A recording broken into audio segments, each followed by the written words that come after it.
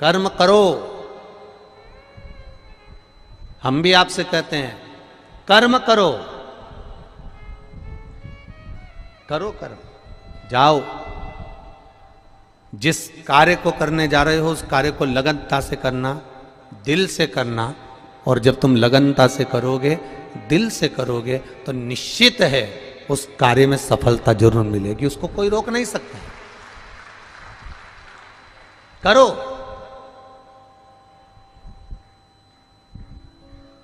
पर बहुत अरमान रखकर नहीं, भीतर अरमान वो होना चाहिए कि मेरा बाबा, मेरा राम, मेरा कृष्ण, मेरा शिव जो देगा, मेरा बाबा जो मुझे प्रदान करेगा वो कम नहीं देगा, जो देगा वो बहुता में देगा और उसकी कोई होड़ नहीं हो सकती। जब वो देता है, सारे देव देते हैं, पल्ला झाड़ कर देते हैं। क्या देते हैं? पल्ला झाड़। सारे देव देते हैं तो पल्ला झाड़ कर देते हैं। तुम्हारे भाग्य में कितना लिखा है, कितना तुम्हारे को देना है, कितना कम देना है, कितना अधिक देना है, कैसा देना है, सारे देव देते हैं तो पल्ला झाड़ कर देते हैं। और मेरा महादेव देता है तो छप्पर फाड़ कर देता है।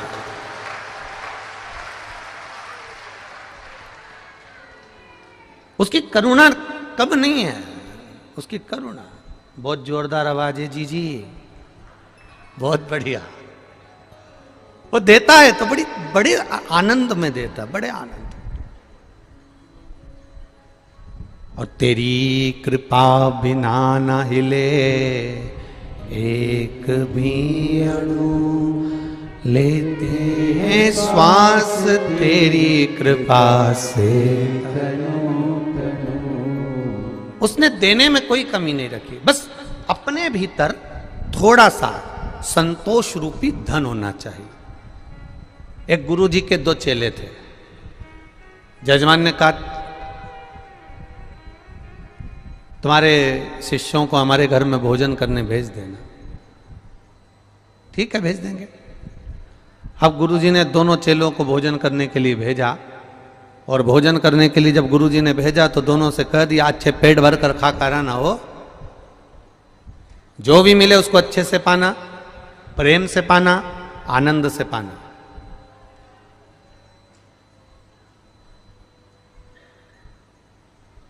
जो ज्यादा भाव खाता है वो बाद में ट्रेन में बैठ के बड़ा पाव खाता है। इसीलिए गुरुजी अपने चेले से कहते हैं कि थोड़ा सा सावधानी से जाना, जैसा मिले वैसा पाना, नखरे नहीं करना, अच्छे से रहना, प्रेम से रहना। शिष्य दोनों चल दिए। अब गुरुजी से शिष्यों ने पूछ लिया किसके यहाँ जाना है? अरे वो नगर में सेठ है ना, बहुत पैसे वाला, बहुत धनपति, बहुत करोड़पति, बस उसी के यहाँ भोजन करने जाना। अब दोनों शिष्य चले और दोनों शिष्यों ने जाकर सुंदर भोजन प्रसादी ग्रहण करी। चांदी की थाली में भोजन आया, श्रीखंड आया, रबड़ी आई, रसगुल्ला आया, पूड़ी आई, सब्जी आई। इन दोनों ने खूब खाई। खाने के बाद सेठ जी आए और उन्होंने दोनों का तिलक करा। तिलक कर कर दोनों को 2-2 रुपए दे दिए। कितने रुपए दिए? जम के बोलो जरा। 2-2 रुपए उनको दिए। अब 2-2 रुपए उनको दिए। दोनों दोस्त जाने लगे, शिष्य जाने लगे। एक बड़ा खुश था, बड़ा प्रसन्न। एक की प्रसन्नता इतनी थी जिसका वर्णन नहीं, और दूसरा मुंह उतारा हुआ था, मुंह लटका हुआ था, लटका लटका मुंह भिन भिन कर रहा था। काय का सेठ? काय का सेठ? बताओ। भिखारी 2 रुपया दिया। काय का सेठ? भिखारी 2 रुपया दिया। अब एक प्रसन्न है और एक का मुंह उतरा हुआ है। एक की प्रसन्नता है और एक का मुंह उतरा हुआ है। अब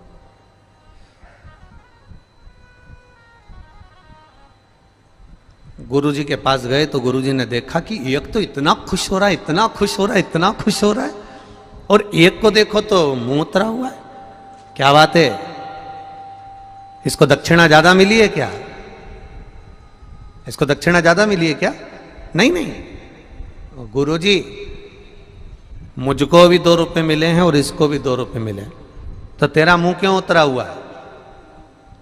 अरे गुरुजी पूछो ही मती, चांदी की थाली में खाना खिलाया,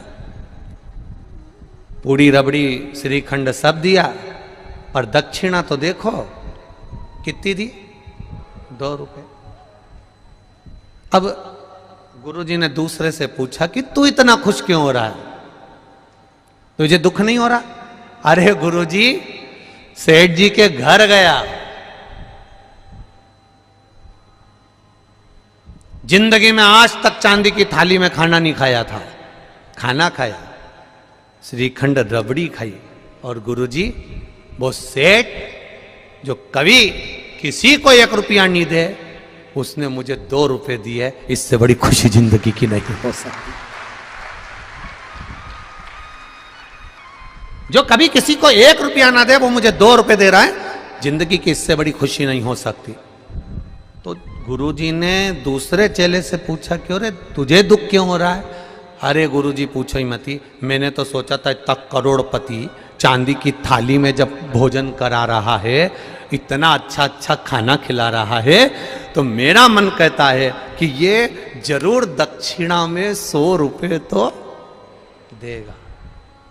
बस हमारे दुख का कारण यही है कि हम इतनी अभिलाषा लेकर चलते हैं, वो थोड़े में हम संतुष्ट नहीं हो पाते कि जो मिला वो परमात्मा की कृपा से मिला है। जो दिया उसने कम ना दिया। अच्छा परिवार दिया, अच्छा कुटुंब दिया, अच्छे बच्चे दिए, अच्छी पत्नी दी, अच्छे माता पिता दिए, ये सारे संबंध हमको दिए, सारे संबंध। दुनिया का केवल एक संबंध ऐसा होता है जो 84 लाख योनियों में मनुष्य का शरीर भी आता है। इस 84 लाख योनियों के अंतर्गत केवल एक संबंध ऐसा होता है जो केवल एक बार मिलता है। वो संबंध है माता पिता और पुत्र का, माता पिता और पुत्री का। ये संबंध केवल एक बार मिलता है। बाकी तुम जितने जन्म लोगे, तुम कुत्ता बन के भी पैदा हो गए तो ये जगदम्बा ये भी जन्म ले लेगी। तुम मेंढक बन के जन्म ले लिए तो ये मेंढकी बन के जन्म ले लेगी। तुम चिड़िया बनकर जन्म ले लिए तो ये चिड़िया बन के जन्म ले लेगी। पत्नी हर जन्म में मिलेगी, बच्चे हर जन्म में मिलेंगे, परिवार हर जन्म में मिलेगा, घर हर जन्म में मिलेगा, कुटुंब हर जन्म में मिलेगा, पर केवल एक संबंध ऐसा होता है कि माता पिता पुत्र और बेटी का संबंध केवल एक बार होता है। यह संबंध दूसरी बार में। जो आज माता पिता मिले हैं, ये दूसरी बार मिलने वाले नहीं हैं। करो आदर, करो सम्मान, करो सत्कार। इसका हवा आ रही है थोड़ी सी, इसका आदर करिए, सम्मान करिए, सत्कार करिए।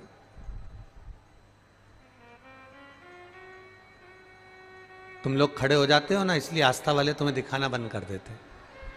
बार बार तुम लोग हाथ हिलाते हो। आप बैठे रहोगे अपनी जगह पर, कथा का रस तत्व ग्रहण करो कि टीवी की ओर देख रहे हो। इशारा करना। आप लोग आनंद लो, कथा का रस तत्व ग्रहण करो। महाराज,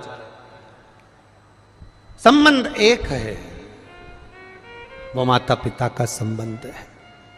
और वो माता पिता का जो संबंध है बच्चों से, वो संबंध केवल एक बार रहता है। पुत्र का माता पिता के प्रति, बेटी का माता पिता के प्रति। बाकी का कोई संबंध बार बार नहीं होता, बार बार नहीं, कोई संबंध। ये एक ही बार मिला है, बाकी के सारे संबंध मिलते जाए, मिलेंगे। करो भजन। तुम्हारे समान की लिस्ट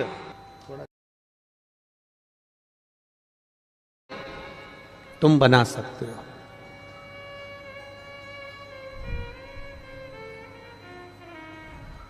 पर एक लिस्ट है तुम्हारी दवाई की जो डॉक्टर बनाता है।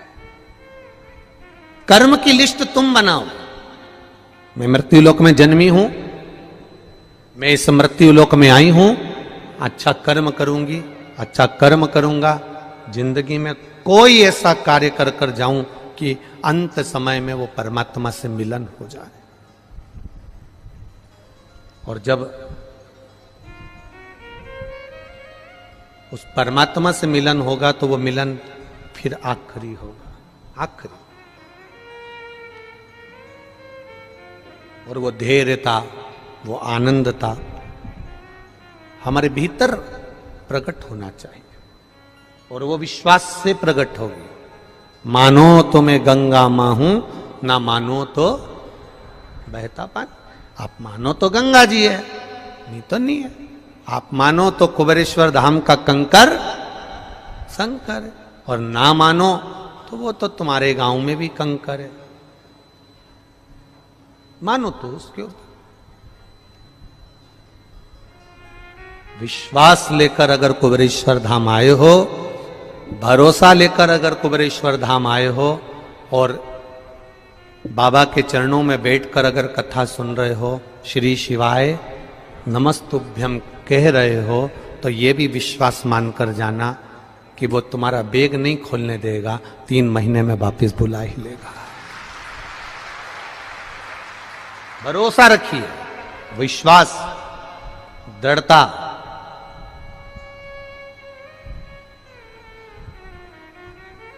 और जब तक भरोसा दृढ़ ही नहीं होगा तब तक वो मिल नहीं सकता। एक बच्चे को माता पिता गर्मी की छुट्टी में अपने माता पिता के यहाँ ले जाते थे, दादा दादी के। बच्चा रोज हर गर्मी की छुट्टी में दादा दादी के यहाँ जाता था। बच्चा हर गर्मी की छुट्टी में दादा दादी के यहाँ पहुंचता था। अब बच्चा जब हर गर्मी की छुट्टी में दादा दादी के यहाँ पहुंचता, माता पिता के साथ बैठ कर जाता ट्रेन में, दादा दादी के यहाँ रुकता। समय बीतता गया, बच्चा थोड़ा बड़ा हो गया बच्चा। तो बच्चे ने कहा, पापा पिताजी अब की बार मैं अकेला चले जाऊंगा दादा दादी, अगर आपको छुट्टी नहीं मिल रही तो मैं चले जाता हूं, अकेला चले जाता हूं। अब बच्चे ने जिद करी तो पिताजी ने एक पर्ची लिखी, और पर्ची लिखकर पिताजी ने उसकी जेब में डाल दी और उसको ट्रेन में बिठा दिया। ट्रेन में बिठाया, वो जाने लगा। अकेला जिंदगी में पहली बार गया था, पहली बार घर से बाहर निकला था। अब पर्ची डालकर जेब में पटक दी और उसको वो चल दिया। ट्रेन में बैठा, बेटा घबराना नहीं हो, चिंता मत करना हो, मजा आएगा, तेरे चाचा जी मिलेंगे, तेरे काका जी मिलेंगे, वो तुझको उतार लेंगे, तो टेंशन मत लेना हो। बच्चा जा रहा है, उसको थोड़ा सा भय लगा। जैसे ही टीसी आया, चेकर आया, और उसको भय लगा। जब उसको भय लगा तो उसने सोचा कि ना जाने पिताजी ने जेब में क्या रखा है, देखूं तो सही। और उसने जेब में से पर्ची निकाली, और पर्ची निकालकर जेब में से पढ़ा तो उस पर्ची में लिखा था, चिंता मत कर, बैठे रहे, मैं पीछे वाले डब्बे में बैठा हूं, तो टेंशन मत ले। बच्चा निर्विज्ञ हो गया। अब बच्चे को रत्ती भर की चिंता नहीं है, अभी टेंशन था, अभी चिंता थी। पर्ची पढ़ी और पर्ची में लिखा था कि मैं पीछे वाले डब्बे में बैठा हूं, तो चिंता मत कर, तेरे पीछे ही बैठा हूं, तो चिंता मत कर, आराम से बैठे रहे, आराम से चलते रहे, आराम से दादा के घर जा, तो चिंता मत करना, मैं पीछे बैठा हूं, चिंता करने की जरूरत नहीं है। बस वो पर्ची कुबेरेश्वर धाम में प्राप्त होती है कि आप चिंता मत करना, मेरा महादेव तुम्हारे साथ पीछे पीछे चल रहा है। अकाल मृत्यु वो मरे जो काम करे चंडाल का, काल उसका क्या बिगाड़े जो भक्त हो महा। वो चल रहा है तुम्हारे पीछे पीछे, हर पल, हर घड़ी, हर क्षण चल रहा।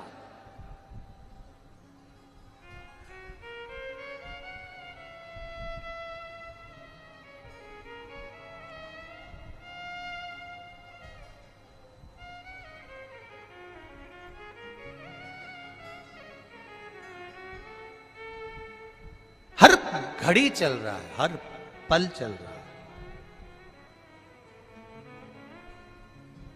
आज एक दिल्ली की कोई बहन, कोई मिलिट्री में उनके पति हैं, उनके साथ आई हुई है, और वो जहां हम कक्ष में हैं उस कक्ष के आगे टिक कर बैठी थी और उसकी बात चल रही थी। तो वो बात में कह रही थी कि गुरुजी ने रुद्राक्ष वितरण, उसके पति ने कहा कि सबको सूचना दी कि रुद्राक्ष के लिए आना, और गुरुजी ने रुद्राक्ष वितरण नहीं किया, बंद कर दिया कारणवश। उसकी पत्नी के शब्द, उस मिलिट्री मैन की, उस धर्म पत्नी, कहीं पर बैठे होंगे वो दोनों, तो उस धर्म पत्नी के शब्द कितने सुंदर थे। शायद आपकी जिंदगी के लिए शब्द बहुत कीमती होगा। उसकी धर्म पत्नी ने एक ही शब्द कहा, आपको परेशानी हो रही है यहां बैठने में, आपको दिक्कत हो रही है यहां बैठने में? नहीं नहीं नहीं, क्या कहना चाहती है? अब रुद्राक्ष तो मिल ही नहीं रहा, भले ना मिले, मैं भोलेनाथ जी से ये कह कर जा रही हूं, मेरी जिंदगी में, मेरे बच्चों की जिंदगी में, मेरे पति की जिंदगी में कभी रुद्राक्ष की जरूरत ही नहीं पड़े, बस ऐसी कृपा करना, ऐसी करुणा करना। हम आए हैं, वो दोनों बात कर रहे हैं, वो और भी लोग उनके साथ बैठे हुए थे, उनसे उनकी चर्चा चल। हमने कहा क्या सुंदर शब्द है, एक माता का ये शब्द जीवन को सार्थक करने वाला है। आप भी जब यहां से जाओ तो मेरे बाबा से कहकर जाना, बस तू मेरे साथ चलना, बाकी का सब तो, पूरी दुनिया मेरी हो जाएगी, बस तू मेरा हो गया तो सब हो गया।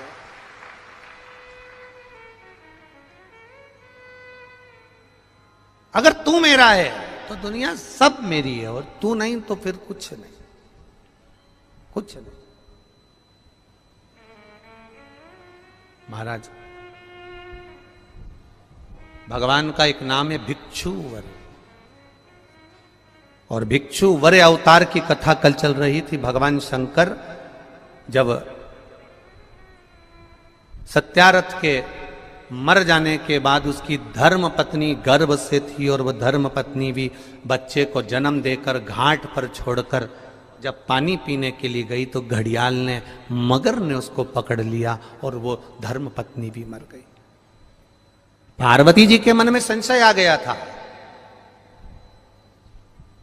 पार्वती जी के मन में संशय प्रकट हो गया था कि ये शंकर भगवान की उपासना करता है, ये शिव का भजन करता है। राजा सत्यारथ शंकर भगवान को जल चढ़ाता है, राजा सत्यारथ भगवान शंकर की आराधना करता है, शिव की आराधना करता है, उसके बाद भी इसके प्राण छूट गए। इसकी धर्म पत्नी वो भी भगवत भजन में डूबी रहती है, उसके प्राण छूट गए। इसकी राज सत्ता चली गई, उसका वैभव चले गया, उसका बच्चा नदी के घाट पर पड़ा हुआ है।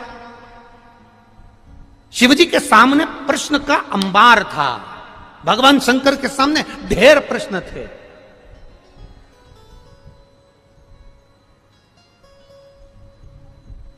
उसका नाम शंकर है। क्या बोलते हैं उसको? शंकर। जो शंका को भी समाप्त कर दे उसी को शंकर कहा जाता है, जिसका एक एक कंकर आनंद देने वाला। शंकर को भजने वाले के भीतर शंका नहीं होना चाहिए। कोई 50 बार कह दे पानी चढ़ाने से क्या होता है, कोई 50 बार कह दे बेलपत्र चढ़ाने से क्या होता है, कोई 50, ये पत्र आया देखो,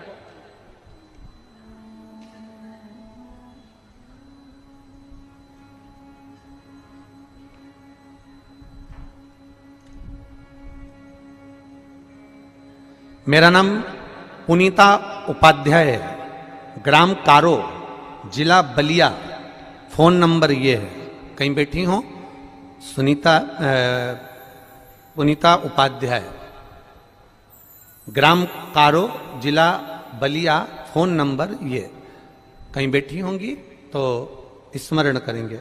मेरे भोले बाबा का क्या बखान करूं, जितना भी वर्णन करूं उतना कम है। आप भी हमारे साथ पत्र पढ़ा करो जो टीवी पर दिखाया जाता है। जितना वर्णन करूं उतना कम ही है। मैंने पशुपति व्रत किया था, जब 5वां व्रत पूरा होने पर रिजल्ट रेलवे का आने के लिए मैंने कहा था, क्योंकि पहले एग्जाम दे चुकी थे तो, परंतु उसमें पास नहीं हुए थे। अब की रेलवे का एग्जाम दिया तो मैंने पशुपति व्रत करा, बेलपत्र शहद का प्रयोग कर कर शिव जी को अर्पण करा और बाबा से विनती करी, बाबा ऐसी कृपा करना, ऐसी दया करना, ऐसी करुणा करना कि इनका रेलवे में हो जाए। और बाबा की कृपा से जैसी 5वां पशुपति व्रत पूर्ण हुआ और बाबा की कृपा से उनका रेलवे में सिलेक्शन हो गया। यह शिव तत्व है, ये घड़ी है। जो शंका रखकर शिव की आराधना करता है उसके भीतर शंका के कारण शिव प्रवेश ही नहीं कर पाता।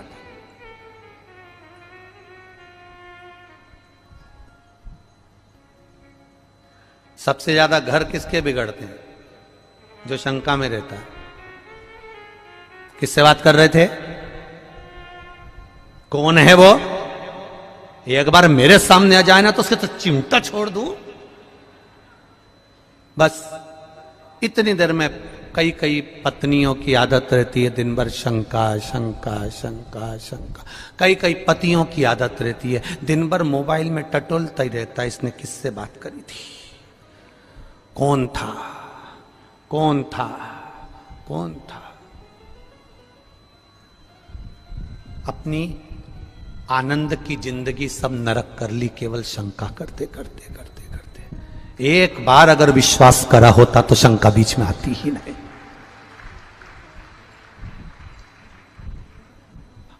हमारे सनातन धर्म के अंदर, हमारे सनातन धर्म के अंदर शंका का कोई काम नहीं होता। हमारे सनातन धर्म के अंतर्गत केवल विश्वास करा जाता है कि पत्थर की मूर्ति में भी राम होता है। हमारे सनातन धर्म के अंतर्गत शंका का कोई काम नहीं होता। हमारे सनातन धर्म के अंतर्गत केवल विश्वास होता है कि रामचरितमानस के एक एक पन्ने में एक एक शब्द में राम समाया होता है, उसको समझने वाला होना चाहिए। हमारे सनातन धर्म के अंतर्गत शंका में शंका नहीं होती। हमारे सनातन धर्म के अंतर्गत विश्वास होता है कि गौ माता के अंतर्गत 33 कोटि देवी देवता विराजमान होते हैं। यह विश्वास है हमारा, यह विश्वास है हमारा। हमारे सनातन धर्म के अंतर्गत तिरुमाला के पर्वत पर जाते हैं तो वेंकटलाल का दर्शन करते हैं, गोवर्धन पर्वत पर जाते हैं तो गिरिराज जी का दर्शन करते हैं, हम कामतगिरी पर्वत पर जाते हैं तो कांतानाथ जी का दर्शन करते हैं, हम काशी में जाते हैं तो गंगा की लहरों में भी गौरा का दर्शन करते हैं। हम सनातन धर्म के अंतर्गत एक एक बच्चे में राम देख लेते हैं और एक एक बेटी में सीता का दर्शन कर लेते हैं। यह सनातन धर्म का विश्वास है।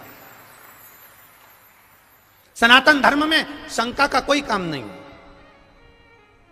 पर फिर भी दुनिया के लोग उसको शंका उत्पन्न कराते हैं। दुनिया के लोग जान करके शंका, क्या होता है शंकर जी पे जल चढ़ाने से, क्या होगा मंदिर जाने से, क्या होगा लोटा भर के पानी चढ़ाने से। तो जो तुमसे कहे कि लोटा भर के पानी चढ़ाने से कुछ नहीं होता तो उससे कहना ये ज्ञान देने से भी कुछ नहीं होता। तू हमको काय को ज्ञान दे रहा है कि लोटा भर के पानी चढ़ाने से क्या होगा? ये तो हमारे भीतर की सोच है, ये तो हमारे भीतर का भाव है।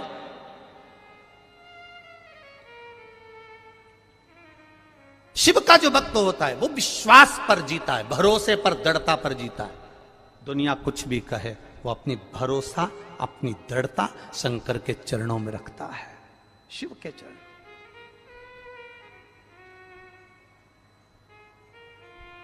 पार्वती, तुमने राजा सत्यारथ का जीवन देखा है, तुमने राजा सत्यारथ के लिए, तुम कह रही हो कि राजा सत्यारथ पूजन करता था, पाठ करता था, अर्चना करता था, शंकर को जल चढ़ाता था, शिवालय जाता था, और उसकी धर्म पत्नी भी जल चढ़ाती थी, शिवालय जाती थी, उसका बच्चा पड़ा हुआ है, उसका पूरा वैभव चले गया। शंकर की आराधना करने वाले को इतना कष्ट होगा, शिव की आराधना करने वाले को इतना दर्द होगा, शंकर की आराधना करने वाले को इतना दुख होगा। ये तो होना नहीं चाहिए था।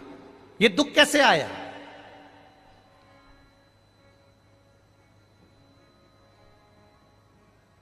ये कष्ट कैसे आया? ये तकलीफ कैसे आई? शिव जी ने कहा पार्वती चल मैं तुझे घुमा के लाऊं, और घुमाया। जलाशय में पार्वती जी को पूरी लीला का दर्शन करा दिया कि पूर्व समय के भोग के कारण, पूर्व समय के दूसरे का सामान ले लिया था, दूसरे के घर पर आक्रमण कर दिया था, दूसरे का वैभव चुरा लिया था, दूसरे का धन चुरा लिया था, दूसरे की सत्ता चुरा ली थी। इसलिए इस जन्म में भले मेरा भजन करा इसने, मुझ पर जल चढ़ाया इसने, मेरी आराधना करी इसने, पर पूर्व कर्म का भोग तो भोगना पड़ेगा। हम पहले भी कथा में कहे, तुम वेद पुराण को मानो ना मानो,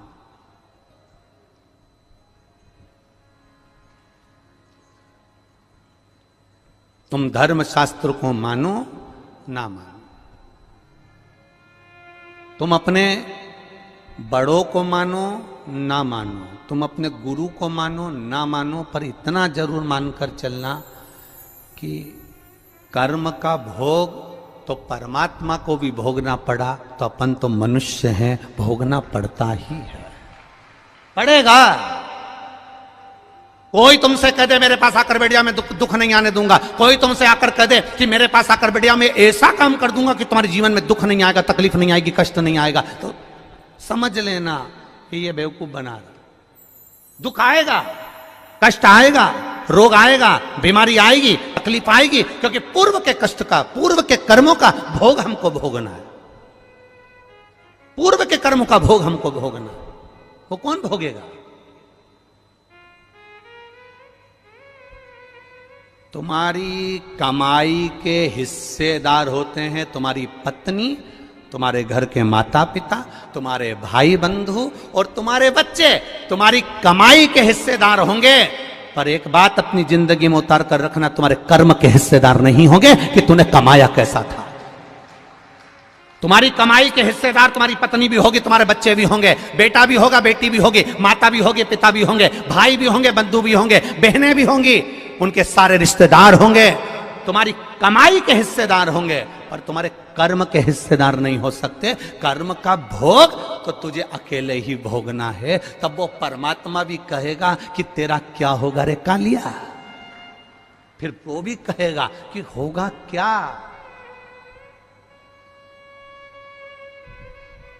क्या कर्म करेगा। कोई दूसरा नहीं भोगेगा, हमें भोगना है, हमें।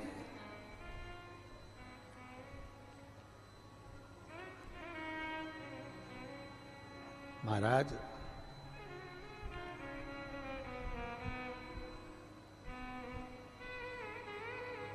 कर्म का भोग तो भोगना, कोई दूसरा नहीं भोगने वाला।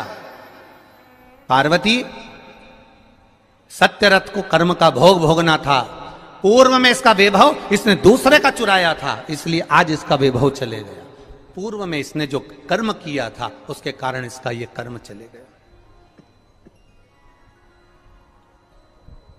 तो फिर आपको लोटा भर के जल चढ़ाने का फायदा क्या हुआ है?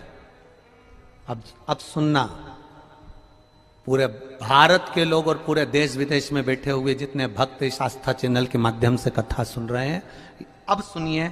ये कथा में भिक्षुवर अवतार भगवान शंकर का हुआ है 14वें नंबर का। उस कथा को ध्यान से सुनना। 19 अवतार में से एक अवतार है और यह हम सब के लिए है आज शिवरात्रि के दिन, कि दुनिया के लोग कहेंगे, दुनिया के लोग कहेंगे फिर वो सत्यारथ मरा क्यों, फिर वो उसकी पत्नी को घड़ियाल क्यों खा गया, फिर उसका वैभव क्यों चले गया। कई लोग कहते हैं ये दुख क्यों आता है, तकलीफ क्यों आती है, कष्ट क्यों आता है, ये पूर्व कर्म का भोग है। फिर हमने शंकर जी को जल चढ़ाया, शिव जी की आराधना करी, शंकर को हमने पानी चढ़ाया, शंकर जी के मंदिर गए, शिवालय गए, देवालय गए, फिर उसका फायदा क्या हुआ, उसका लाभ क्या हुआ। तो फिर शंकर भगवान ने पार्वती जी से कहा अब उसका जल चढ़ाने का लाभ तुम देखो पार्वती, तुम देखिए। देवराज नाम का चोर ब्राह्मण था, ब्राह्मण कुल में जन्मा था, पर चोरी कर कर धन लाया। चोरी कर, व्यक्ति चोरी कब करता है, चोरी कब करता है, जब उसको बहुत सारे धन की जरूरत पड़ती है। जब तक वो चोरी नहीं करेगा। भगवान ने जितना बड़ा पेट दिया है ना, 1 बीता का दिया तो 1 बीता का, 2 बीता का दिया तो 2 बीता का, जितना बड़ा पेट दिया है भगवान ने उसको पेट भरने के पेट दिया तो पेट भरने के लिए भगवान ने उसको भोजन भी दिया। ये पेट भरने की जवाबदारी तो मेरे भोलेनाथ की है, पर पेटी भरने की जवाबदारी मेरे भोलेनाथ की नहीं है। पेट जितनी जवाबदारी मेरे शंभू की है, पेट जितनी जवाबदारी मेरे शंकर की है, पेट जितनी जवाबदारी मेरे कुबेर भंडारी की है, पेट जितनी जवाबदारी है तो भरेगा वो। बस इस पेट से हटकर जब दूसरा कहीं काम, लोभ, आसक्ति, वासना, तृष्णा, देवराज के साथ हुआ क्या था? देवराज की पत्नी थी, बच्चे थे, जो पत्नी थी, बच्चे थे, उनके पेट भरने की जवाबदारी भी भोलेनाथ की थी। भोलेनाथ ने पेट भरा, पर दिक्कत कहां खड़ी हो गई? जब देवराज अपनी बुद्धि को भ्रष्ट कर लिया। बुद्धि कब भ्रष्ट हुई? जब देवराज ने एक सुंदर कन्या को देख लिया, सुंदर स्त्री को देख लिया, स्त्री के चक्कर में पड़ गया। स्त्री ने कहा मुझे सुंदर सोने का हार ला कर दो, उसने हार ला कर दिया। मुझे सुंदर ये सामान ला कर दो, उसने ला कर दिया। अब उसके पास जितना धन था उसने खर्च कर दिया, अब कहां से लाएगा? तो उसने फिर चोरी करना प्रारंभ करा। जब अति होने लगती है, जब किसी चीज की जरूरत ज्यादा पड़ने लगती है, तब वो चोरी करना प्रारंभ कर। इतना बड़ा मोबाइल था, इतना बड़ा, 1500 रुपए का था। अब किसी का रोड पे पड़ा हुआ दिखा, अब वो इतना बड़ा, कितना खुश हुआ।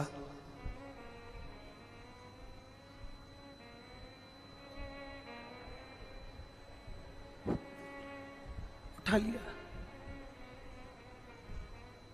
आसक्ति बढ़ गई,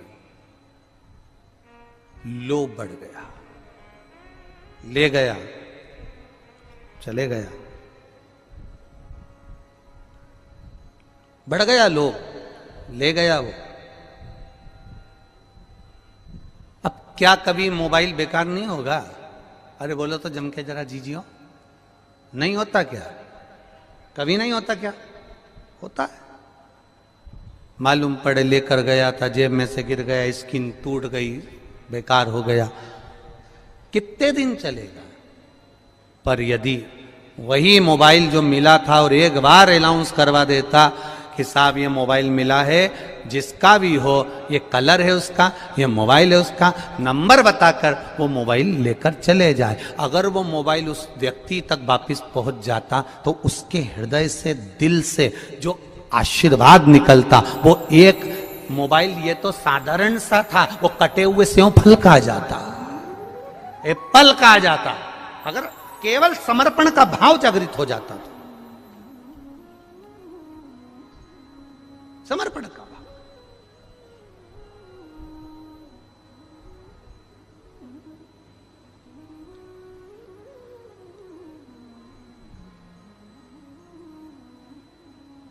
महाराज, फल क्या मिला? जल चढ़ाने का फल क्या है? शिव जी ने कहा देवराज की कथा याद रखो, शंकर जी के मंदिर में चोरी कर का धन लेकर गया, वापिस लौट कर आया, आने के बाद बेलपत्री के वृक्ष के नीचे बैठा था और स्वास्थ्य खराब हुआ, शरीर में ताप पड़ा, बीमारी हो गई, रोग हो गया, मर गया। मरा, शंकर जी ने उसके लिए नंदी लगाया, नंदी पर बैठकर वो कैलाश धाम गया। तो इसने तो पाप करा था, इसने तो चोरी करी थी, इसने तो ये चोरी का धन लाया था, और इसने तो कभी शंकर का गुणगान नहीं करा, फिर मरकर इसको कैलाश धाम कैसे मिल गया? तो देवराज ने भी ये प्रश्न किया। तो भगवान शंकर नंदी पकड़कर जब चल रहे थे तो नंदी जी बोल दिए, सुन देवराज, ये तेरा पुण्य नहीं है, ये तेरा पुण्य नहीं है देवराज, जो तुझे मिल रहा है कैलाश धाम, ये पुण्य है तेरी बूढ़ी मां का, जो रोज शंकर के मंदिर जाती थी, लोटा भर के जल चढ़ाती थी, उसका पुण्य बेटे के हिस्से में आ गया। ये पुण्य है। ये इतने जजमान बैठे हैं 15-16, ये इन जजमानों का तो पुण्य है, परंतु इनके बच्चों को भी ये सोच लेना चाहिए, इनके बेटे और बहुओं को भी ये सोच लेना चाहिए, सबसे ज्यादा प्रसन्न होना चाहिए इनके बेटे और बहुओं को, इतना खुश होना चाहिए कि हमारे माँ बाप का कोई तो पुण्य होगा जो शिव महापुराण की कथा के यजमान बनकर बैठे हैं, कोई तो पुण्य होगा। प्रसन्नता होना चाहिए। आज वो पूना वाले जजमान जा रहे थे, जाने का था उनका, तो कह रही थी उनके यहां से एलईडी चालू करिए। पूना वाले जजमान के घर से बोल रही थी बहू रानी, कहे गुरुजी थोड़ा जरूरी काम है तो हम पुणे जा रहे हैं, पर जाते जाते हमको कुछ नहीं चाहिए, बस जजमान पद जैसे यहां मिला है ऐसी कृपा एक बार कर दो कि ऐसी जजमान पद पुणे में भी एक बार मिल जाए, बस महादेव से ये प्रार्थना, ऐसी कृपा कर दीजिए, ऐसी दया। अब विचार देखिए लोगों के कितने सुंदर भाव हैं, कितने सुंदर भाव।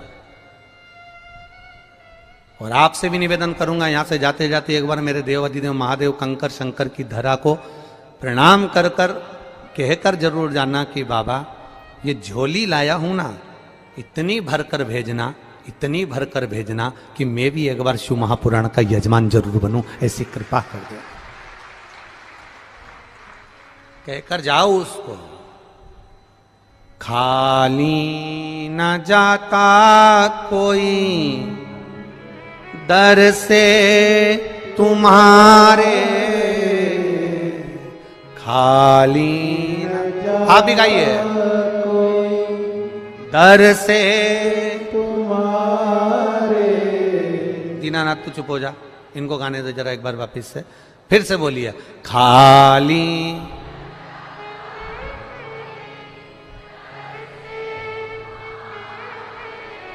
मैं भी खड़ी हूं नन्ही बाहें पसारे, मैं भी खड़ा हूं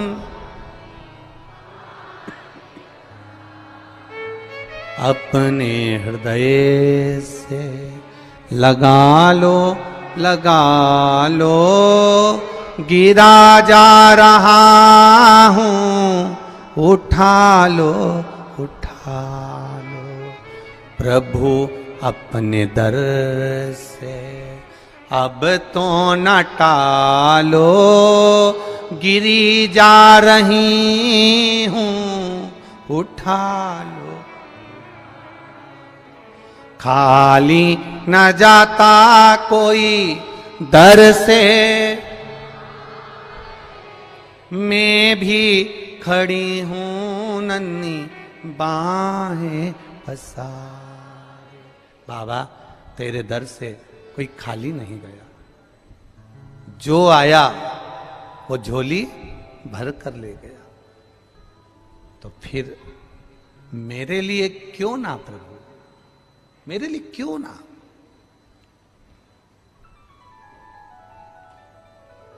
बस उससे निवेदन दिल से करना कि बोल बम का नारा है बाबा एक, उसके सहारे जीना चालू कर दो। शंका में नहीं जीना है, हमें विश्वास में जीना है। विश्वास कैसा? तुम्हारे घर में जो शिव है, तुम्हारे घर में जो कंकर है, तुम मंदिर जाओ तो मूर्ति में भी तुम्हें राम और कृष्ण और शिव नजर आना चाहिए, तो समझ लो कि तुम्हारी दृष्टि विश्वास पर जागृत हो गई, विश्वास पर जागृत हो गई। अब कहे लोग शंका और विश्वास में बहुत अंतर है महाराज। शंका तुरंत उत्पन्न हो जाती है, शंका तुरंत आ गई, किसी ने कुछ बोला और तुम्हें शंका आई, किसी ने कुछ कह दिया और उसमें शंका। अब शंका तो अभी सोशल मीडिया पे कितना चल रहा है। हम कहें जितने लोग सोशल मीडिया पे डाल रहे हैं कि इतने सारे मर गए ने, इतने सारे जी गए ने, ऐसी भगदड़ हो गई। जब पूरी जमाने भर की मीडिया यहाँ पर है तो भगदड़ का एक सीन भी बता देते जिंदगी में। तुमने लिखा तो था कि भगदड़ हुई, रुद्राक्ष फेंका, ये करा वो करा, दिखाते तो सही एक बार कि इतने मर गए, इतने जी गए। कभी विचार, यहां आप भी बैठे हो, थे कि नहीं थे 15 तारीख को? बोलो, जम के बोलो, थे ना? कोई भगदड़ का सीन दिखा कि लोग भगे हों, दौड़े हों और मर रहे हों? कहीं दिखा हो तो बताना, दोनों हाथ उठाकर बताना एक बार कि दिखा हो तो बताना, कहीं नजर आया हो। अब किसी को हार्ट अटैक हो गया तो कह दिया भगदड़ हो गई। महाराज, उसके शरीर पर किसी का एक जूता पड़ा हुआ दिखा हो, किसी का पांव पड़ा हुआ दिखा हो, किसी को खरोच आती हुई दिखी हो तो जरूर बताना। यह महादेव की धाम है, इसको बदनाम करने का प्रयास मत करिए।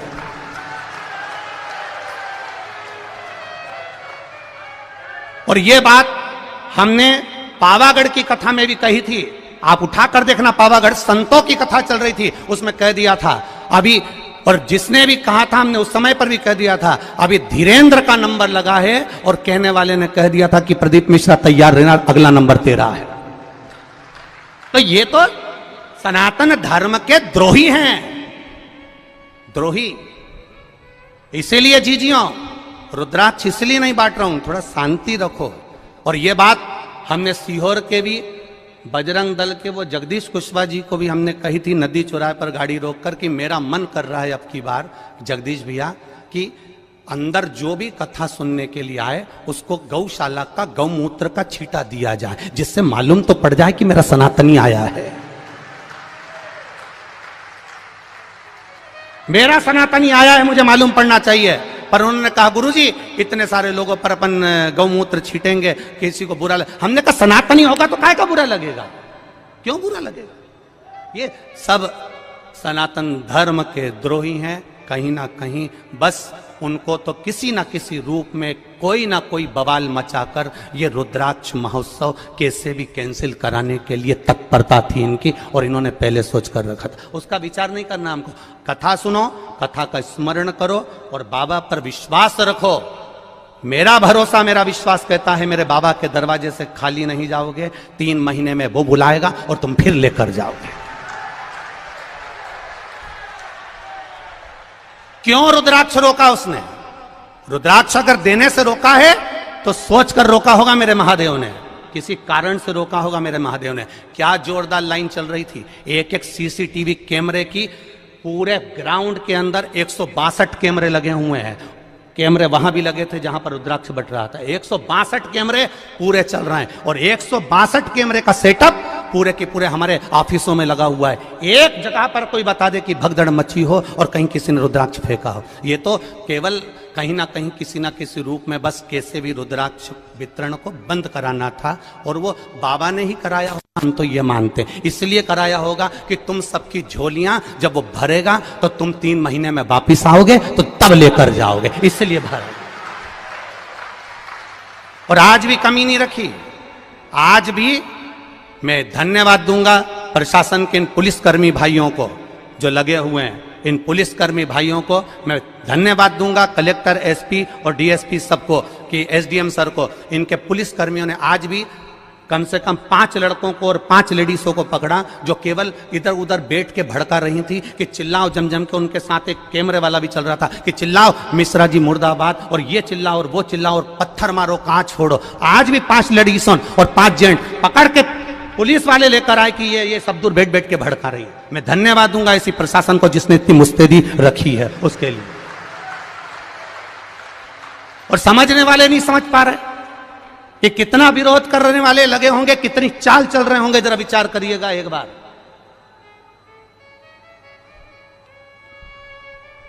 बरहानपुर कथा हुई, परभणी कथा हुई, मालेगांव कथा हुई। हम भी कथा करने जाते हैं, हमको भी मालूम है कि कितनी भक्त लोग कथा सुनने आते हैं। तो हमको ये अंदाजा नहीं होगा कि इस पावन धरा पर कितने आएंगे, कितनी व्यवस्था करी होगी, कितना लगाया होगा समय, प्रशासन ने भी कितनी व्यवस्था करी होगी। केवल बस चक्र घुमाना है और चक्र को घुमाकर कैसे भी सनातन धर्म को ले जाकर खड्डे में डाल देना है, उसके बाद सनातनियों को दूर हटाना है। तुम समझे ही नहीं।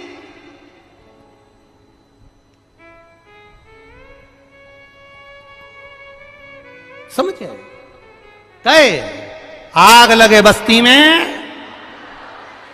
और आपसे भी निवेदन करूंगा, कोई भड़काए, कोई कहे 200 रुपए का रुद्राक्ष मिलेगा, 500 रुपए का मिलेगा, 50 रुपए का। सीहोर के कुबेरेश्वर धाम का रुद्राक्ष पैसे से नहीं दिया जाता, निःशुल्क है। मेरे शंकर भगवान के नैन अश्रु से मिला है तुम्हारे लिए जिंदगी भर। और अब तो ये प्रयास रहेगा कि साल भर में कभी भी आ जाना। और मेरा विश्वास है खाली झोली नहीं लाओगे, इतना लेकर आओगे कि तुम लुटा कर जाओगे और रुद्राक्ष लेकर जाओगे। ये विश्वास, ये भरोसा। और जहां जहां कथा करी, एक एक यजमान की यहां पूछ कर आना कि उन्होंने कथा करवाने के बाद 2 महीने के अंदर फोन लगाया कि नहीं लगाया कि हमको अगली कथा की तारीख दे दो। अभी ये पूना वाली जीजी बोल के जा रही, अभी सुल्तानिया जी बोल के जा रहा है, बेंगलोर वाले भैया बोल कर जा रहे हैं कि हम जजमान बने पर अब एक मौका दो कि हम एक बार फिर जजमान बने। भगवान इतना पूर्ण देता है कि यजमान पद फिर खड़ा हो जाता है। खाली नहीं जाओगे, फिर निवेदन कर रहा हूं, एक खाली नहीं जाएगा। खाली न जाता कोई दर से तुम्हारे, मैं भी खड़ा हूं नन्ही बाहें,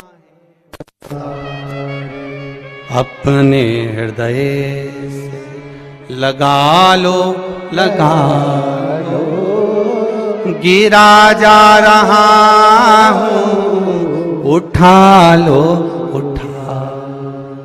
ये शिव तत्व है, ये शंकर का तत्व है, इसको पहचानो। मत्स्य रथ क्यों चला गया, उसकी पत्नी क्यों चली गई? शंकर भगवान ने कहा यह कर्म का भोग था, कर्म का भोग, कर्म का भोग था। महाराज फिर लोटा भर जल चढ़ाने का फल क्या मिला इस सत्यरथ को? अब शिव जी ने कहा सुन पार्वती, लोटा भर के जल चढ़ाने का फल क्या मिला? उसका फल ये है, अगर ये नारी गर्भ से होती, पानी पीने जाती और घड़ियाल इसको मार देता तो इसके घर में दिया जलाने वाला भी नहीं बचता, इसका पूरा वंश मिट जाता। इसके बच्चे का जन्म पहले करवाया, बच्चे का जन्म पहले करवाकर घाट पर सुलवाया, पानी पीने ये अकेली गई, इसको मगर ने पकड़ लिया, इसके बच्चे को संभाल कर रखा, क्योंकि इसने जो जल चढ़ाया था उस जल का फल ये मिलेगा कि इसके बच्चे को वापस वही वैभव फिर प्राप्त होगा। थोड़ा धैर्य रखना पड़ेगा, थोड़ा धीरज रखना पड़ेगा, थोड़ी सहनशीलता रखना पड़ेगी, थोड़ी आनंदता रखना पड़ेगी, थोड़ी सहजता रखना पड़ेगी। क्या देगा वो उसके ऊपर। आपका चढ़ाया हुआ एक लोटा जल क्या फल देता है, आपका चढ़ाया हुआ एक लोटा जल आपको क्या प्रदान करता है, ये आपको मालूम पड़ेगा कि आपने जो लोटा भर के जल चढ़ाया था उसका फल क्या मिला है, उसका आनंद क्या मिला है, उसका सुख क्या मिला है।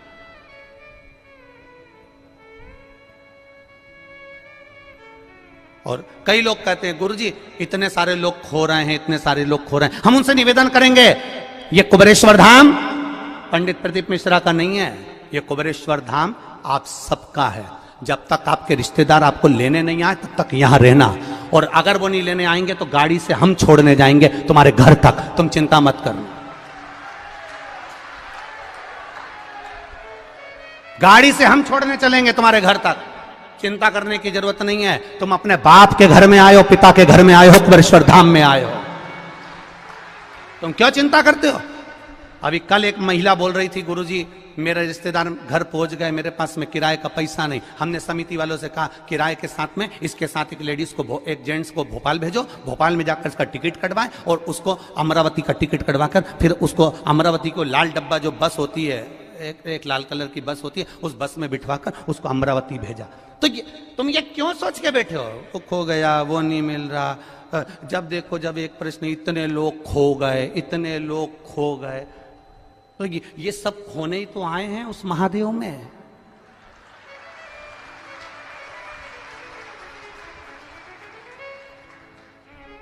जैसे परिवार वाले खोए हुए को ढूंढते हैं, वैसे ही कुबेरेश्वर धाम आने वाले को मेरा महादेव टार्च लेके ढूंढता है।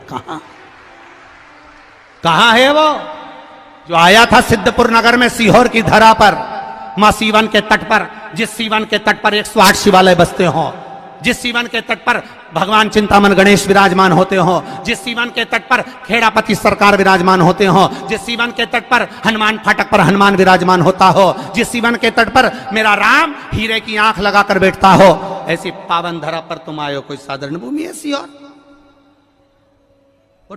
खोने आए हम तो, यहां हम तो खो गए।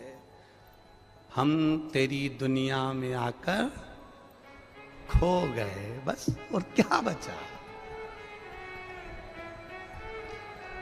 ये उसकी भक्ति है।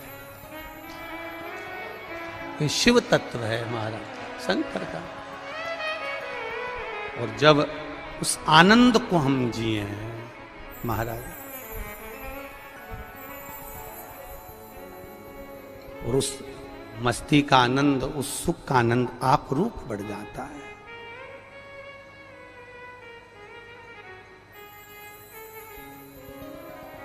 महाराज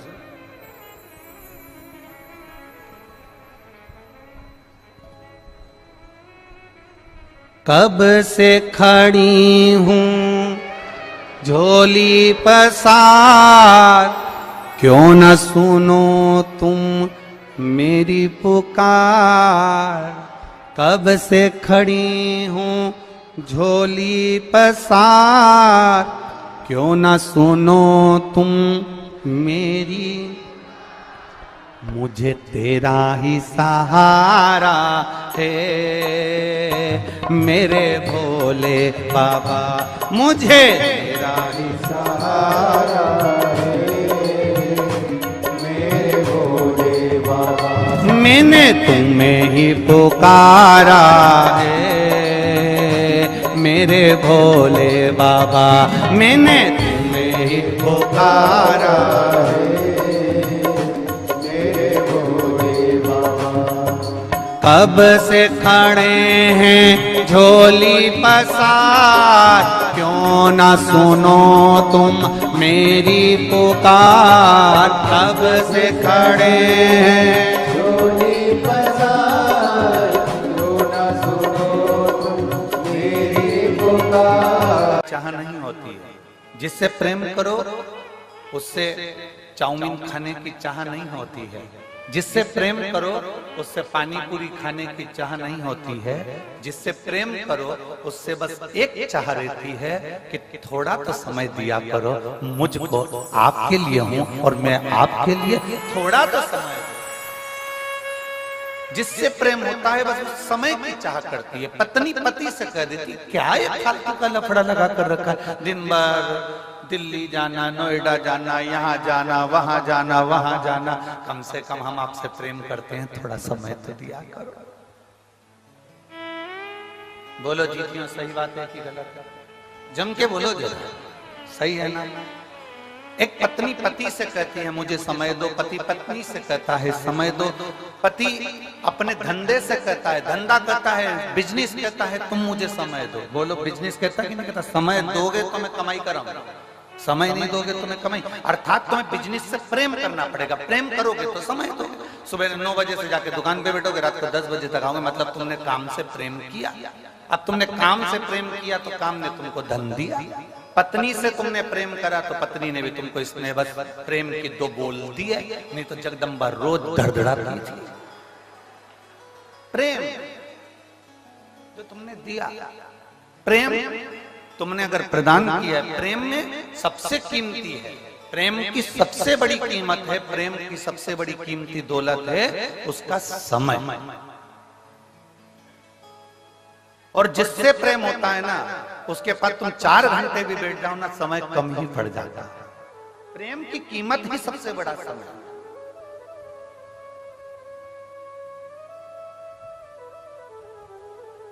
अब गुरु को क्या चाहिए?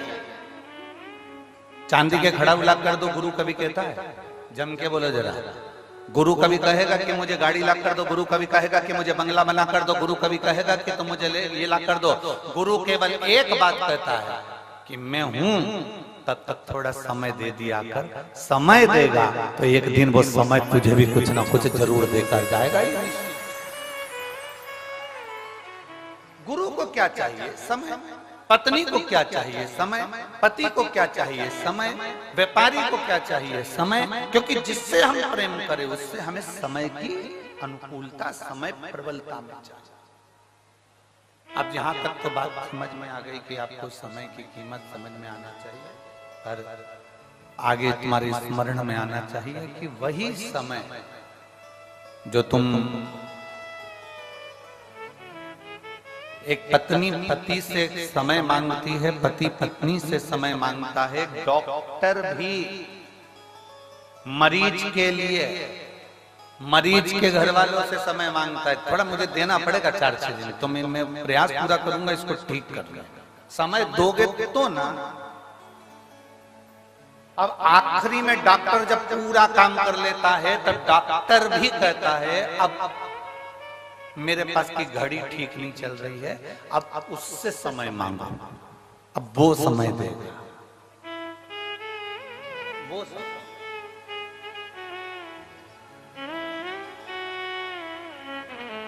अब उससे प्रार्थना करी, उससे निवेदन करा, उससे विनती करी, उससे चाकरी करी। तो जब हम उससे प्रार्थना करें, उससे विनती करें, तो उसने भी अपने खाते खोल कर देखा, डायरी निकाली भोलेनाथ जी ने, और डायरी निकाल कर देखा, जरा देखो तो राम बाबू को देखो, राम बाबू को इसने शंकर जी को कितना समय दिया था, देखो जरा। तो इन्होंने कहा साहब वो सिरसा में कथा चल रही थी तारा बाबा की कुटिया में, तो ये 2 घंटे पहले तो कथा में आ गया था और 3 घंटे की कथा सुनी, और 3 घंटे की कथा में भी 2-4 आधा घंटा तो इसने यूं ही निकाल दिया घूमने फिरने में। तो इसका आधा घंटा तो काट दो और बाकी का जितना समय बचा है, एक काम करो, इसने शिव कथा में समय दिया, गुरु की सेवा में समय दिया, परमात्मा की सेवा में समय दिया, शिव पुराण में समय दिया, इसलिए इसकी अंत घड़ी में भी इसका समय बढ़ा दिया जाए, इसको समय दिया। फिर वो कल वाली बात आ गई, अंत समय प्रभु आना पड़ेगा, वचन दिया तो निभाना पड़ेगा, आए ना आए प्रभु कुटुंब कबीला, अंत समय प्रभु आना पड़ेगा, वचन दिया तो निभाना पड़ेगा, और अंत समय प्रभु आना पड़ेगा। तुमने समय दिया तो सामने वाले ने समय,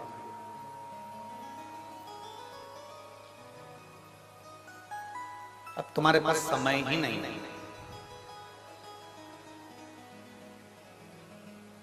कल हमें गोविंद जी सुना रहे थे,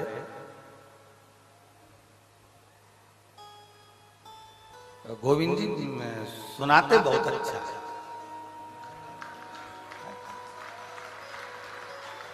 देखना गोविंद जी, हम कथाकारों पर भी कृपा करना, सुनाते बड़ा अच्छा। तो कह रहे थे गुरु जी से एक बात सुनाऊं मैं आपको, मैंने कहा सुना। बहुत जो सुनाता है उसको सुनाने वाले मिल जाए तो और अच्छा ना।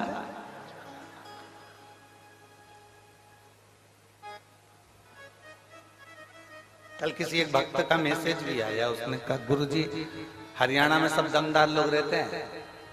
हमने कहा तुम्हें कोई मिला क्या? हमने कहा एक ही भारी। किससे मिले जाते हैं? मिले भी तो मिले कैसे?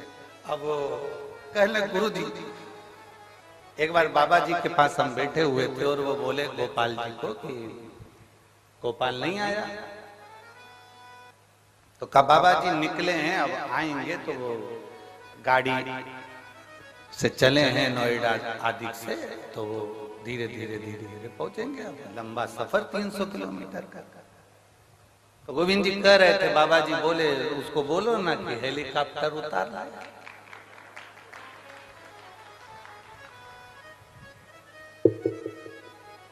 ये गुरु के शब्द नहीं है, गुरु का जो तप है, गुरु की जो साधना है, गुरु ने जिसको भजा है, वो महादेव के शब्द गुरु की वाणी से निकलता है। वो महादेव का शब्द गुरु की वाणी से निकलता है। हमने पहले भी आपको कथा में कहा, सियोर वाला महाराज कभी शिव पुराण की कथा नहीं बांट सकता और हमारी सामर्थ्यता भी नहीं।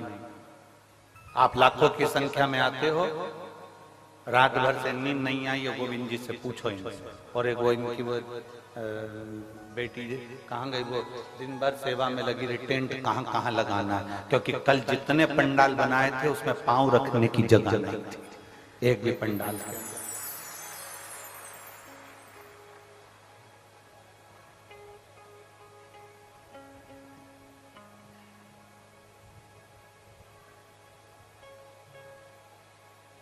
अब 2024 की कथा है, 24 कैरेट सोने की कथा है, सहज नहीं है।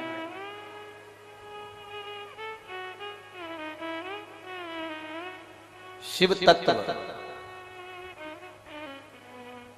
शंकर को पहचानना, गुरु को पहचानना, सतगुरु को पहचानना, संत को पहचानना, भगवंत को पहचानना, माता पिता को पहचानना कठिन। गुरु के कभी शब्द नहीं है, शब्द उस परमात्मा के जो उसने जपा है, जो उसने साधना करी है, जो उसने भजा है, जिसकी वो आराधना करता है, शब्द उसके हो, गुरु के शब्द नहीं।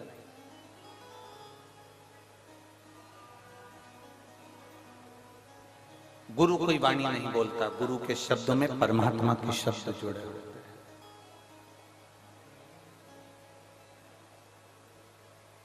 सहजता नहीं है गुरु की वाणी। आप तारा बाबा जी की कुटिया में बैठकर अगर कथा को सुन रहे हैं, शिव महापुराण की कथा को धारण कर रहे हैं, हमने एक बार पहले कथा में कहा था,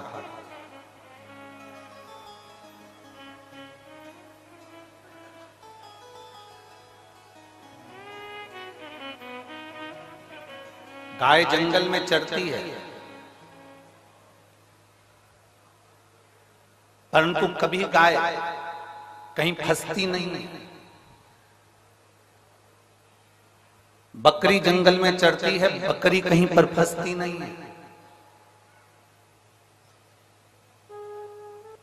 कारण गाय को चराने वाला पीछे चल रहा होता है, उसके हाथ में डंडा होता है, और वो किसान वो गाय चरा रहा होता है, ग्वाला गाय चरा रहा होता है। गाय को मालूम है मेरा कोई मालिक है,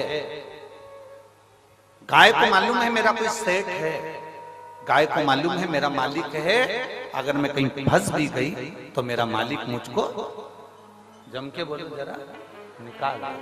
बकरी को मालूम है कि मेरा मालिक पीछे चल रहा है, अगर मैं कहीं फंस गई तो मुझे मेरा मालिक निकाल देगा।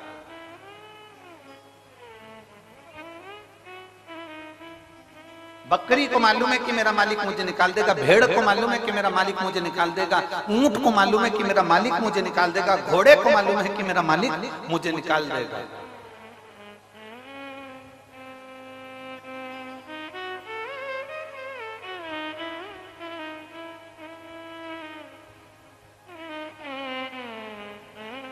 चिड़िया को भी मालूम है कि मुझे कोई ना कोई बाहर निकाल देगा, क्योंकि उसको एक अंदाजा है कि मेरा मालिक मेरे पीछे चल रहा है। गाय चराने वाला, बकरी चराने वाला, भेड़ चराने वाला, ऊंट चराने वाला पीछे चल रहा है। उसको मालूम है ये मैं अगर फंस गया कीचड़ में, अगर मैं कहीं फंस गया, उलझ गया, तो मुझे कोई ना कोई निकालेगा, मुझे कोई ना कोई निकालेगा, ये पक्का। मेरा मालिक मुझे निकालेगा, ये पक्का। जब गाय ये विचार कर कर चलती है कि मैं फंसूंगी तो मेरा मालिक मुझे निकाल देगा, बस वही अंदाजा, वही सोच, वही वृत्ति, वही मन तुम्हारा होना चाहिए। तुम जब जब उलझो तब तक तुम दूसरों को मत पुकारना, तुम्हें ये अंदाजा होना चाहिए कि मेरा मालिक मेरे साथ चल रहा है, वो मुझे निकाला। मेरा गुरु मेरे साथ है, मेरा शिव मेरे साथ है, मेरा शंकर मेरे साथ है, मेरा ओघड़ी मेरे साथ है, मेरा शंभू मेरे साथ। और जब शिव हमारे साथ में है, हमारा शंभू जब हमारे साथ में है, तो फिर क्या सोच, क्या विचार।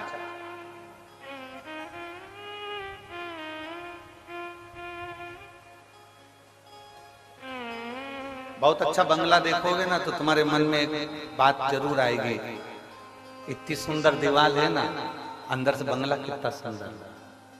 जाके देखते क्या, खूब सुंदर होटल देखोगे ना, तो तुम्हारे मन में बात जरूर आएगी कि कितनी सुंदर होटल है, एक बार अंदर जाके देखते क्या। बोलो बोलो, सही है कि गलत? तुम्हारे मार्केट में कोई चाउमीन की दुकान खोल गई, पानी पतासे की दुकान खोल गई, मिठाई की दुकान खोल गई, मोबाइल की दुकान खोल गई, कोई कपड़े की दुकान खोल गई, बहुत सुंदर दुकान खोल ली, खूब अच्छा मॉल खुला, तुम्हारे मन में जरूर आएगा कि जरा एक बार मैं भी जाकर तो देखो। बोलो बोलो, जम के बोलो, सही है, जाकर तो देखो, देखो तो सही।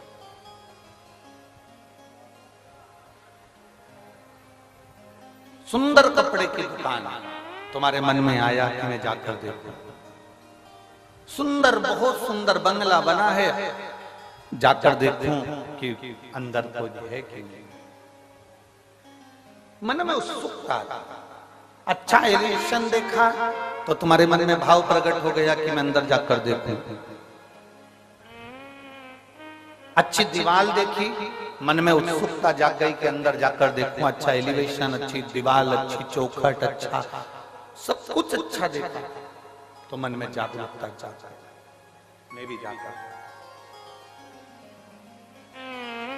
अच्छा एलिवेशन देखकर लोग आपके घर में आते हैं, अच्छी दीवार देखकर लोग आपके घर में आते हैं, अच्छा कपड़ा देखकर लोग तुम्हारी दुकान पर आते हैं, अच्छी पर्दे देखकर लोग तुम्हारी दुकान पर आते हैं, तुम्हारे घर पर आते हैं, तुम्हारी चौखट पर आते हैं। जैसे अच्छी एलिवेशन, अच्छी दुकान, अच्छा कपड़ा, अच्छा मोबाइल, अच्छा किराना देखकर दुनिया के लोग आपकी दुकान में और आपके घर में आते हैं, उसी तरह मेरा महादेव तुम्हारा घर अच्छा देखकर नहीं, तुम्हारा कपड़ा अच्छा देखकर नहीं, मेरा महादेव तुम्हारा दिल अच्छा देखकर तुम्हारे घर में प्रवेश कर। मेरा महादेव कभी भी ये देखकर नहीं आया कि तुम्हारा मकान कितना बड़ा है, मेरा महादेव ये देखकर नहीं आया कि तुम्हारा घर कितना बड़ा है, मेरा महादेव ये देखकर नहीं आया कि तुम्हारे पास में संपदा कितनी है, मेरा महादेव केवल ये देखकर आया कि तुम्हारी चित्त वृत्ति में शिव की भक्ति कितनी है। और शंभो शरणे पड़ी मांगू घड़ी रे घड़ी, दुख काटो दया करीने दर्शन आपो। शंभो शरणे पड़ी मांगू घड़ी रे घड़ी, दुख काटो दया करीने दर्शन। शिव कभी नहीं देखा कि तुम्हारे संपदा कितनी, दौलत कितनी, धन कितनी, वैभव कितना, सत्ता कितनी, गाड़ी कितनी। शंकर भगवान ने तो केवल एक चीज देखी है कि तेरा दिल कितना बड़ा है, तेरा मन, तेरी चित्तवृत्ति, तेरा व्यवहार कितना उच्च है। शंकर को तुम्हारी दौलत से, शंकर को तुम्हारे वैभव से, शंकर को तुम्हारे धन से कोई प्रीति नहीं, कोई प्रीति नहीं।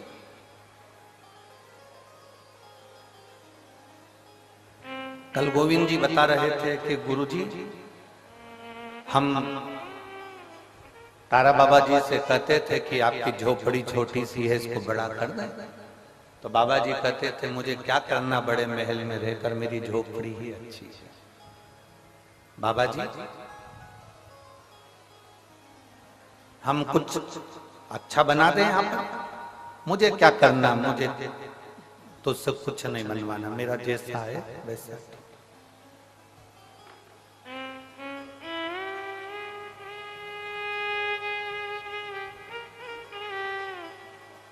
क्योंकि बाबा जी को एक बात मालूम थी, जो शंकर का उपासक होता है ना, जो शिव की आराधना करने वाला होता है ना,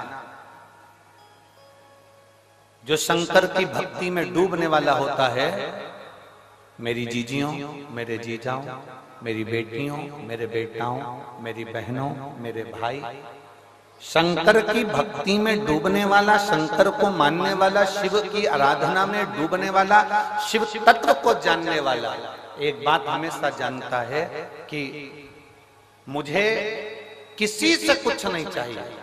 जो शिव की आराधना करने वाला होता है वो शंकर से ही मांगकर बहुत कुछ प्राप्त कर लेता है। शिव जी के 21 अवतार हुए हैं। शंकर भगवान के 21 अवतार एक हुए हैं, फिर 11 रुद्र अवतार अलग हुए हैं। उन 21 रुद्र अवतार में भगवान शंकर के 21 अवतार में एक अवतार है भगवान का गृहपति अवतार। शंकर भगवान के 21 अवतार में से एक अवतार है गृहपति अवतार। महाराज मां नर्मदा जी के तट पर नर्मदापुरम में एक विश्वानर मुनि रहते थे। शिव महापुराण की कथा कहती है शंकर जी के 21 अवतार में से एक अवतार गृहपति अवतार। मां नर्मदा जी के तट पर, मां नर्मदा जी के तट के ऊपर नर्मदापुरम में एक सुंदर विश्वानर मुनि रहते थे, ग्रस्त थे। अपनी धर्म पत्नी के साथ में उनका निवास। जैसे विश्वानर मुनि थे वैसे ही उनकी धर्म पत्नी।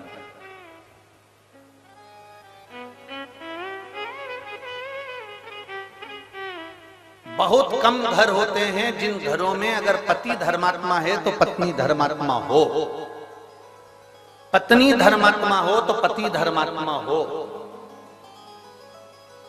बहुत कम।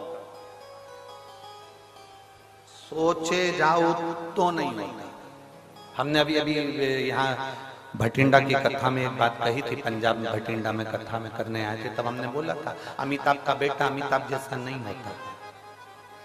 हुआ क्या? जम के बोलो, सचिन तेंदुलकर का बेटा सचिन तेंदुलकर जैसा नहीं हो सकता। हुआ क्या? जम के बोलो जरा। नहीं,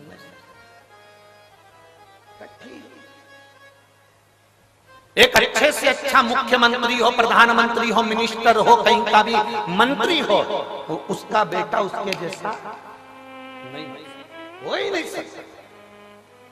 क्योंकि मेरे भोले बाबा एक बार जिसको जन्म दे देते हैं, एक बार जिसको जन्म दे देते हैं और उसमें इतना टैलेंट देकर पैदा करते हैं, उसमें ऐसा ज्ञान देकर पैदा करते हैं, उसके जैसा भगवान दूसरा नहीं बनाता। उससे कम बनाएगा पर उसके जैसा नहीं बनाता।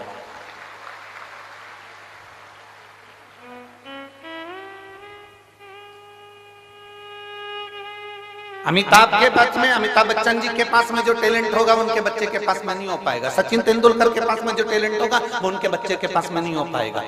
पिता जैसा बेटा नहीं होता। अगर बाप कलेक्टर है तो उसकी औलाद कलेक्टर हो सकती है, पर बाप जैसी नहीं हो सकती।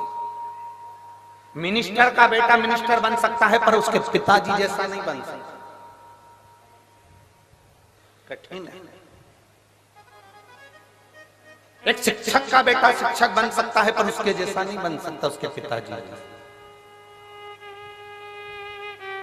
सास अपने 4 बेटों की शादी कर दे, 4 बहुओं को लिया, पर सास सोचे कि तेरी जैसी आ जाए तो नहीं आ सकती, तू ओल्ड इज गोल्ड है।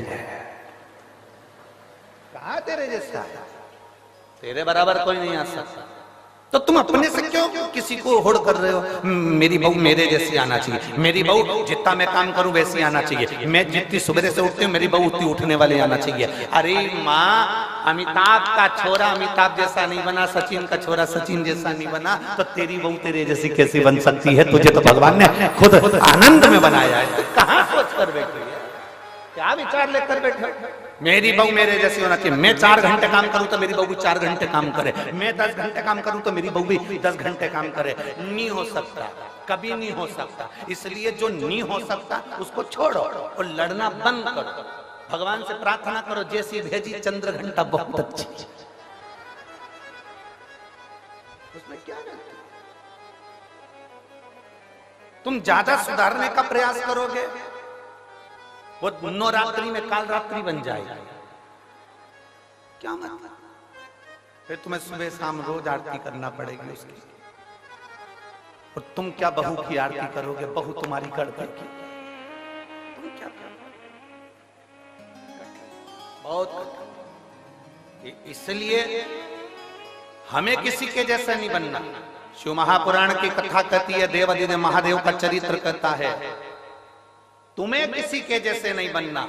अपने अंदर भगवान ने जिस जिसको जन्म दिया पृथ्वी पर, भगवान शंकर जिसको पैदा करते हैं उसको कुछ ना कुछ हुनर देकर पैदा करते हैं। आपके अंदर कोई ना कोई हुनर जरूर है। आप किसी के जैसे मत बनो, अपने हुनर को अपनी मेहनत से प्रकट करो। दुनिया तुम्हारे जैसा बनना चाहेगी, ये पक्का। पर माताएं पीछे पकड़ के बैठती है, उनको देख ले उनके जैसे बन जा, उनको देख ले उनके जैसे बन जा, तेरी मौसी के छोरे को देख ले मौसी के छोरे जैसा बन जा, बुआ के छोरे को देख ले बुआ के छोरे जैसा बन जा। अब तुम बुआ के छोरे जैसे बनाने में लगे हो और महादेव को रोज एक लोटा वो जल चढ़ा रहा है, और महादेव सोच कर बैठे हैं कि बुआ के छोरे जैसा मत बनना, बुआ के छोरे से भी उज्जवल बनाकर बताऊंगा तेरे को। बस तेरी मेहनत करना, तेरा कर्म करना, तेरी लगन लगा कर बैठना, तेरी मेहनत करते रहना, तुझे उससे भी उज्जवल बनाकर छोड़ूंगा मैं, तो चिंता मत कर। और तुम लगी हो उसके जैसा बन जा, उसके जैसा बन जा। रोज सास अपनी बहू को ज्ञान देती रहती है, उनकी बहू कितनी अच्छी, उनकी बहू कितनी अच्छी। सास को एक बात समझ लेना चाहिए, दूर के ढोल सुहाव। एक बार उस बहू के पाले तो पड़, उसको लेके एक बार बद्रीनाथ घूमने चले जा, मालूम पड़ जाएगा पेंटिंग पेंटिंग की दुकान 4 दिन तक निकले ना बाबा। हमें लग रहा है अच्छी है।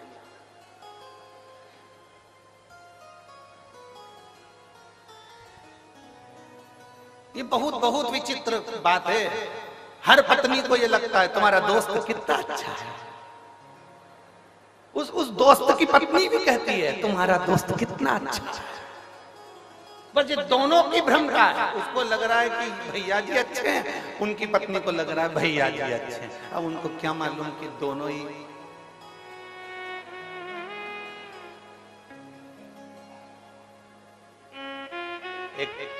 क्या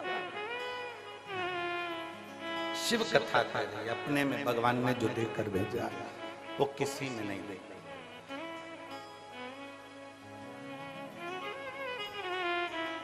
और दया की ना हो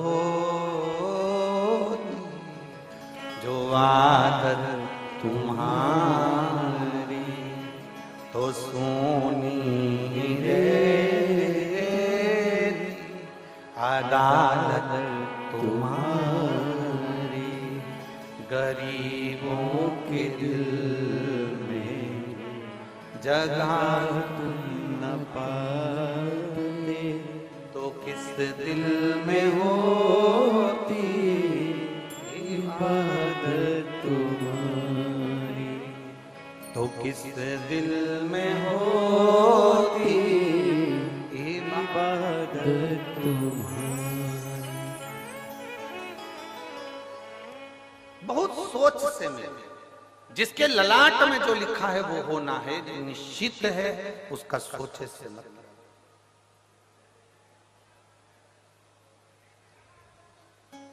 यहाँ जितनी माताएं बैठी हैं ना, अपने बेटे के लिए अच्छे से अच्छी बहू ढूंढने का प्रयास करती हैं, बेटे के लिए अच्छे से अच्छा दामाद ढूंढने का प्रयास करती हैं। जितनी बेटे,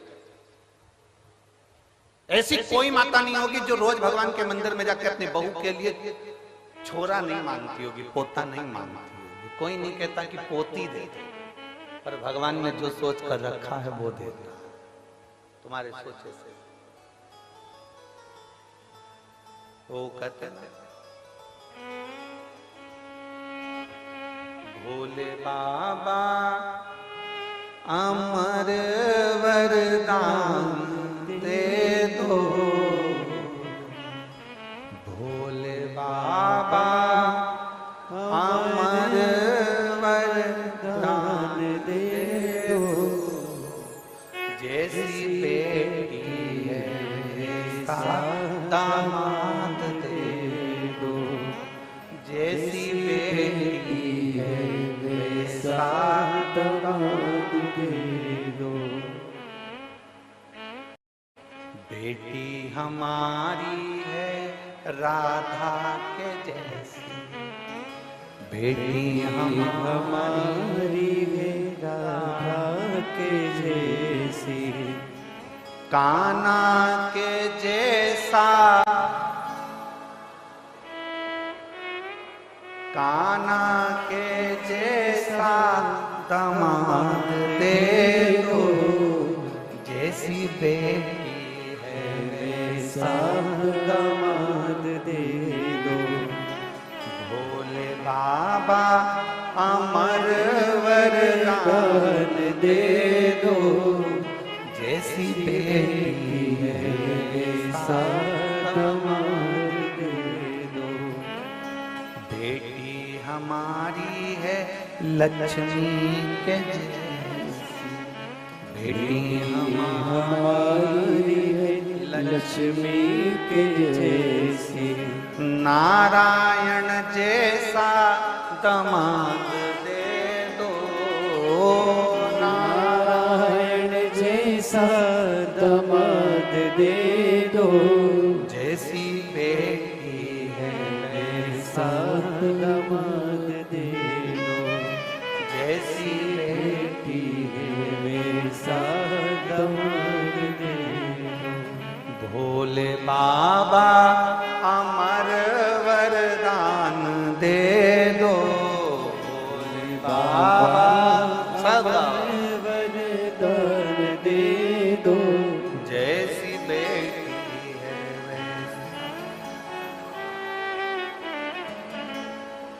बेटी हमारी है गोरा के जैसी, बेटी हमारी है गोरा के जैसी, आप जैसा ही हमको दामाद दे दो, आप जैसा ही हमको दामाद दे दो, जैसी बेटी है वैसा दामाद दे दो। जैसी बेटी बेटी है वैसा दामाद दे दो। भोले बाबा अमर वरदान दे दो, भोले बाबा अमर वरदान दे दो, जैसी बेटी है वैसा दामाद, जैसी बेटी है वैसा दामाद दे दो। और मान लो मिल भी गए, ए सिरसा वाली जीजियों, हरियो हरियाणा वाली मेरी जीजियों, मिल गए, कितनी आस, कितनी आस, और कितनी खुश होती हो अच्छा दामाद मिल जाए। बोलो बोलो, जम के बोलो, जम के बोलो जरा, खुश होती हो कि नहीं होती हो? ऐसा दामाद मिला, भगवान की कृपा है, पड़ोसन से जाके कि ये सब दामाद मिला, मेरी बेटी को रोज घुमाने ले जाता है, इतना बढ़िया दामाद मिला, मेरी बेटी के मुंह से निकला और उसने सामान मांग के दिया। ऐसा दामाद मिला है, मेरी बेटी कुछ कहती है और तुरंत मान लेता है। ऐसा दामाद मिला है, मेरी बेटी को हर 2-4 महीने में मायके लेकर आता है। ऐसा दामाद मिला। अब जैसा तुमने मांगा था ऐसा दामाद दे दो, तुम्हारी बेटी को वैसा पति मिल गया। जैसा तुमने मांगा था उसी तरह तुम्हारी बहू की मां ने भी ऐसा ही मांगा था।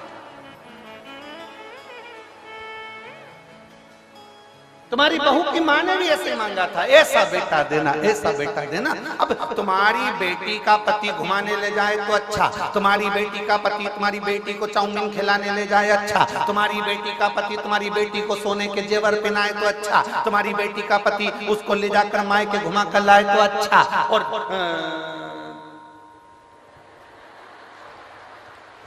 अब क्या बोलो, तुम सब समझदार हो, बोलो। और तुम्हारा बेटा अगर तुम्हारी बहू को घुमाने ले जाए तो बेकार, वो तो जोरू का गुलाम हो गया। दामाद ले जा रहे हैं तो अच्छा, दामाद खिला रहे तो अच्छा, दामाद पेड़ा रहे तो अच्छा, दामाद सोने की रकम दिलाए तो अच्छा, मेरा दामाद जैसा कोई नहीं, मेरे बेटी का पति इतना बढ़िया, मेरी बेटी का पति अच्छा बढ़िया। तो आप भी अपने बेटे से कहो बेटा जैसे तेरे जीजा, जैसे तेरे दामाद बेटी का सम्मान करते हैं, तू मेरी बहू का सम्मान कर। तो लगना चाहिए सामने वालों को कि दामाद अच्छा। दूर के ढोल, दिक्कत ही तो यही है सिरसा वाली जीजियों, दिक्कत सबसे बड़ी यही आ रही है, बड़ी यही तो पड़ी है, दिक्कत यही है सबसे बड़ी।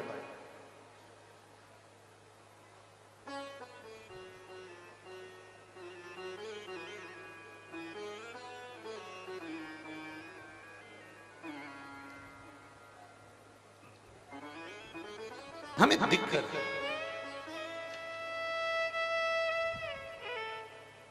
शिव कथा कर रहे हैं। विश्वानर मुनि की धर्म पत्नी भगवान की भक्त थी, शिव जी की आराधना करना, भगवान शंकर की भक्ति करना। विश्वानर मुनि स्वयं शिव की आराधना में डूबने वाले, इनका एक नियम बड़ा पक्का था, प्रतिदिन शिवलिंग का निर्माण करना, पूजन करना, विसर्जन करना। और जिस दिन शिवलिंग का निर्माण नहीं कर पाते थे, जिस दिन शंकर भगवान के शिवलिंग की आराधना नहीं कर पाते थे, जिस दिन भगवान शंकर के शिवलिंग का पूजन नहीं कर पाते थे, उस दिन एक बेलपत्री का दान देते थे। कितनी कितनी बेलपत्री? एक। शिव पुराण पढ़ी है आप लोगों ने? हमारी बात पे भरोसा मत करना बिल्कुल भी, सीवर वाले महाराज पे बिल्कुल भरोसा मत करो, रत्ती भर भी। गीता प्रेस गोरखपुर की शिव पुराण खरीद के लाओ, उसको पढ़ो। सीवर वाला महाराज झूठ तो नहीं बोल रहा है, पढ़ो। कुमार खंड निकालो, उमा खंड निकालो, शिव महापुराण का कुमार खंड उमा खंड निकाल कर पढ़ो, जिसके अंतर्गत लिखा हुआ है एक बेलपत्री का दान किसके बराबर होता है? तो कहा 1.25 मन सोने के सिंहासन पर शालिग्राम जी की मूर्ति को बिठाकर सोने का श्रृंगार कर कर किसी ब्राह्मण को दान दिया जाता है, उससे 1000 गुना दान बड़ा एक बेलपत्री का दान के बराबर। हम पर भरोसा मत करना, कहीं सीवर वाला महाराज झूठ तो नहीं बोल दिया, इसलिए शिव पुराण उठाकर पढ़ो। गीता प्रेस गोरखपुर की शिव पुराण को लाओ, पढ़ो और अध्ययन करो। अध्ययन करने पर तुम्हें मिलेगा कि शालिग्राम भगवान की शिला को सोने के सिंहासन पर बिठाकर सोने और हीरे से सजाकर जो दान करने का पुण्य मिलता है, वो पुण्य केवल एक बेलपत्री के दान से मिल जाता है। केवल एक बेलपत्री में वो बल होता है। और अच्छे से समझ लें, शंकर जी पे चढ़ी हुई बेलपत्र, मान लो तुम्हारे पास में बेलपत्र नहीं, मान लो तुम्हारे पास में बेलपत्र नहीं, अब तुम्हारे पास बेलपत्र नहीं है, शिव जी के मंदिर में गई हो, शंकर के शिवालय में गई हो, देवाधिदेव महादेव के शिवालय में पहुंची हो, शिवालय में शंकर के शिवलिंग पर जो बेलपत्र चढ़ी होती है, उस बेलपत्र को उठाकर पानी से धोकर वापिस चढ़ा देने का फल क्या होता है, वो भी शिव महापुराण में जरूर पढ़िए। तारा बाबा की कुटिया में कथा चल रही है और श्री गुरु शिव पुराण चल रही है, जरा ध्यान से सुनना इसको, बहुत सावधानी से। जितने बाहर के पंडालों में भक्त बैठे और जितने आस्था चैनल पर सुन रहे हैं, जितने फेसबुक यूट्यूब पर सुन रहे हैं, जितने रोड पर बैठकर कथा सुन रहे हैं, जहां जहां आवाज जा रही है, जहां बैठकर कथा सुन रहे हैं, बहुत सावधानी से कथा का स्मरण करिएगा। एक बेलपत्री का दान शालिग्राम भगवान के सोने के सिंहासन पर बैठकर दान करने के बराबर है। शंकर भगवान के शिवलिंग पर चढ़ी हुई बेलपत्र को धोकर वापिस शंकर भगवान के शिवलिंग पर चढ़ाने का जो पुण्य है, कहा भारत की भूमि पर 26,000 जो पवित्र नदियां बनी हैं, उन नदियों में आप स्नान कर कर आएंगे और चारों धामों का दर्शन, 12 ज्योतिर्लिंग का दर्शन, आप सारी सप्तपुरियों का दर्शन कर कर आएंगे। उसका जो पुण्य फल होगा, एक बेलपत्री को शंकर पर से उठाकर मिलाकर वापिस शंकर को चढ़ाने का ये फल हमें तुरंत प्राप्त हो जाता है। केवल एक बेलपत्री को उठाकर धोकर चढ़ा देंगे, ये फल प्राप्त है।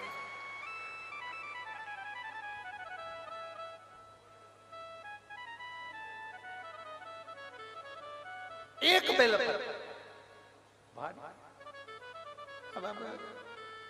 ना जाने कौन कौन ने ऐसा नियम बना दिया, हमें तो समझ में नहीं आता। थोड़ा सा दुनिया के लोग लोभ लालच में नियम बनाए हो तो बात दूसरी है।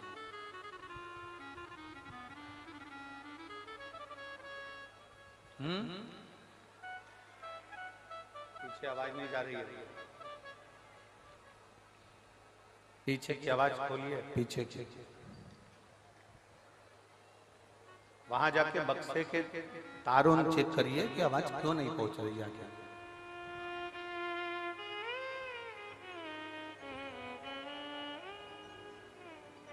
ना जाने कौन कौन ऐसा नियम बना दिया, हमारे पुराण में नहीं है।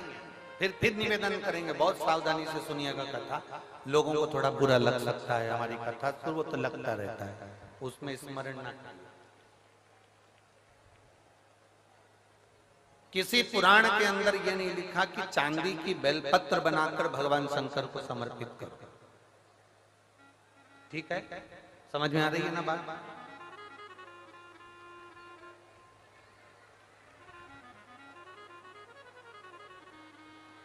किसी पुराण के अंदर यह नहीं लिखा, किसी शास्त्र के अंदर यह नहीं लिखा कि चांदी की बेलपत्र बनाओ, सोने की बेलपत्र बनाओ और भगवान को चढ़ाओ, भगवान को समर्पित।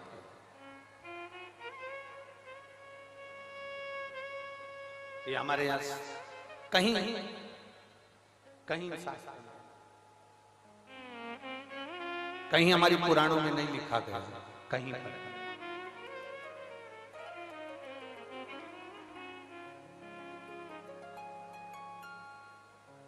शंभु शरणे पड़ी मांगो घड़ी रे घड़ी, दुख काटो दया करी मैं दर्शन आपो। शंभु शरणे पड़ी मांगो घड़ी रे घड़ी, दुख काटो दया करी मैं दर्शन आपो। शंभो शरण पड़ी मांगो घड़ी रे घड़ी।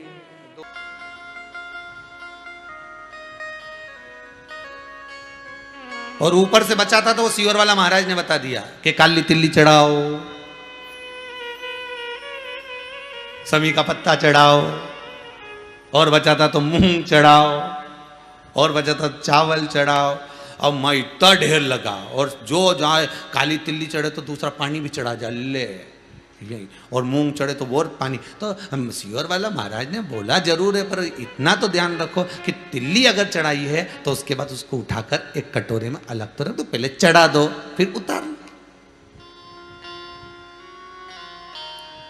तुम अपने ऊपर ले हो ना, शादी में जाती हो तो कितनी जोरदार तैयार होके जाती हो, है इतना सारा सामान चढ़ा के जाती कि नहीं जाती ऊपर, है कितना सारा सामान चढ़ा के जाने, ढेर सारा पोत पुता के नहीं, बढ़िया जोरदार। तो जब तुम शादी ब्याह में जाओ, फंक्शन में जाओ तो इतना सामान चढ़ा के जाओ, तो तुम सोचो प्रदोष का दिन, सोमवार का दिन, शंकर भगवान का श्रृंगार का दिन, तो तुम चढ़ाओ, मना नहीं, पर उतारो भी तो। अब घर आओ तो उतारो भी नहीं उतारो।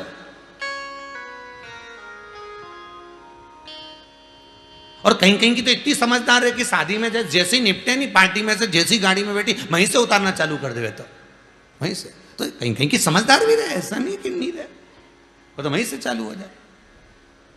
पति बोले भी सकनी बैठ जा जरा अच्छे से बैठ जा, ये कई करी रे मारे तो बहुत घबराहट हो रही है, इतनी घबराहट हो रही, इतनी घबराहट हो रही, मारे तो बस की नहीं, और इतना परेशान हो गई मारे तो भगवान अब घर जाऊंगी ना नीम की उसमें डंडी डालूंगी।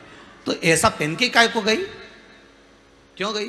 और ऊपर से वो हार पहन गई कसा जोर तक, अब उसकी गुलाब जामुन नीचे नहीं उतरी, यहीं पड़ी गई, उतरी कहीं मतलब। भगवान बोला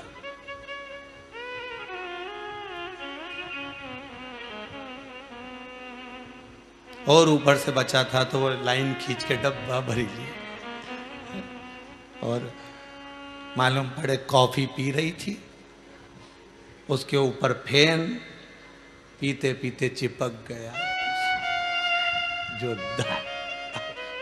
और अब पहुंच सकती नहीं क्योंकि चक्कर ये है कि इधर की इनंग पहुंच जाए तो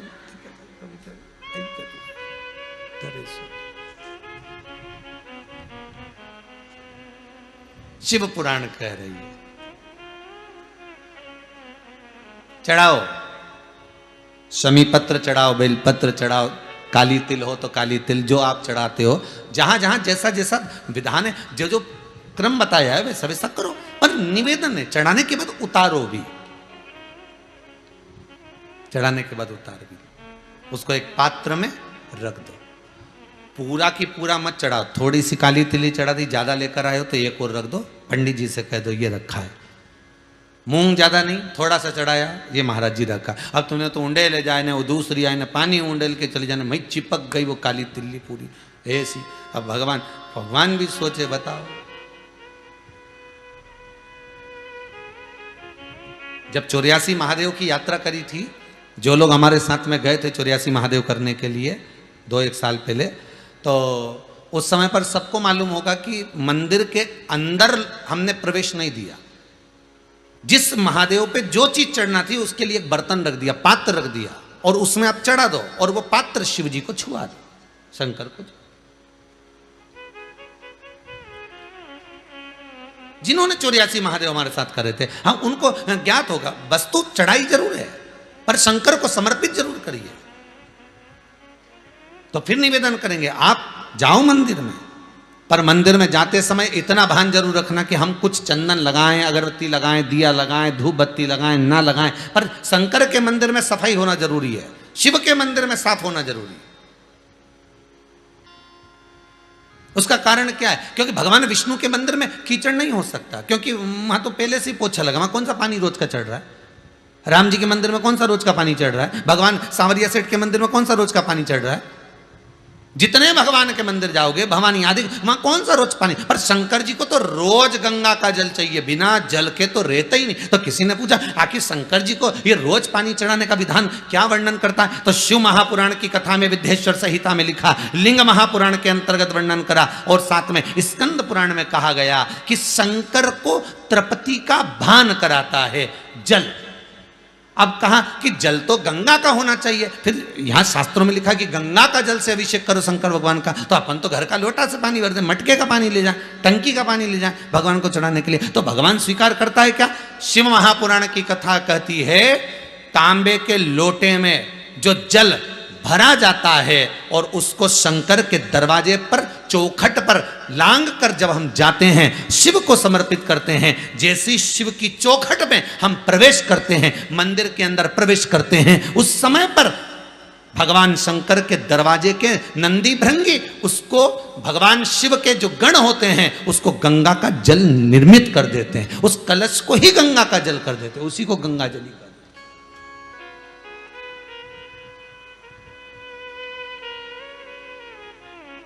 कितनी बार कहा आपको, कई बार कथा में कहा कि घर से पानी लेकर जाओ,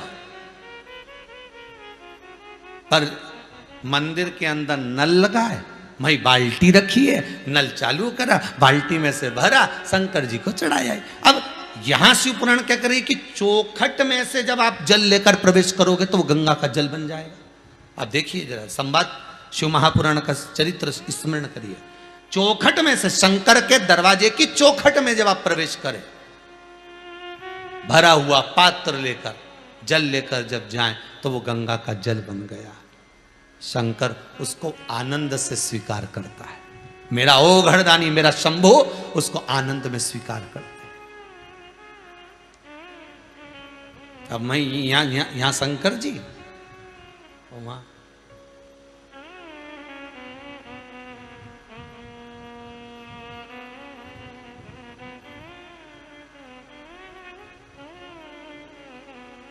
ये कुबेर भंडारी का जो मंदिर कुबेरेश्वर महादेव बन रहा है, तो कई ब्राह्मणों ने भी कहा, कई लोगों ने कहा एक काम करना गुरुजी, अंदर एक नल लगवा देना, तो लोग वहाँ से पानी भर लिया करें और भगवान शंकर के चढ़ा दिया करें। हमने कहा नल तो लगवाएंगे पर कुआं के पास लगवाएंगे, यहाँ से लोटा भर के ले जा, चढ़ा के लोटा ला के वापिस यहीं धर,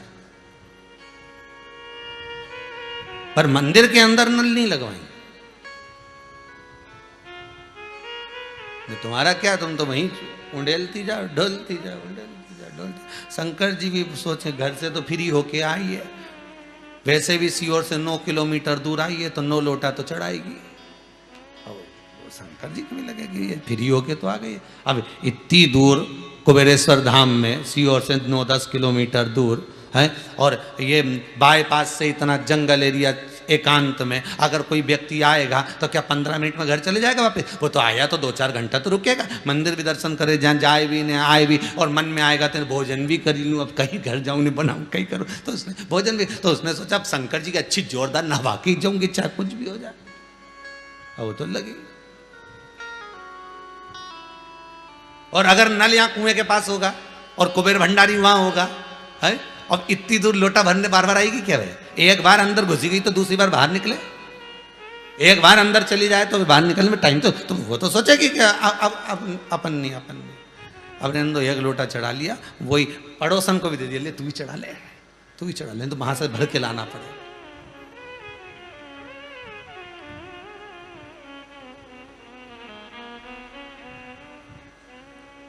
फिर कार्यकर्ता बोले एक काम करो, कुएं के पास में अपन नल लगा दो। हमने कहा काय को लगा दो? एक रस्सी एक बाल्टी दो, भरो, खींचो, चढ़ाओ, तब तो आनंद आए। अपने हाथ का बेलपत्री का पौधा तुमने लगाया, अपने हाथ की बेलपत्री का वृक्ष लगाया, और उसकी पत्ती तोड़कर जब शंकर को चढ़ाओगे तो आनंद कितना मिलेगा। अरे सावन के महीने में इतने बेलपत्री के वृक्षों की पत्तियां लोग डाली की डाली काट लेते हैं साहब, और उसकी पत्तियां अच्छी अच्छी छाटी और डाली फेंक दी। अरे डाली तोड़ने की क्या जरूरत है? लगाया एक पौधा नहीं, लगाया एक पेड़ नहीं, और ना जाने कितने वृक्षों को बर्बाद कर दिया, और ऊपर से कि मैंने शंकर जी को रिझा लिया। शंकर भगवान ऐसे नहीं रिझते। थोड़ा सा अपना भी बल होना चाहिए, अपना भी प्रयास होना चाहिए, थोड़ा अपना प्रयास।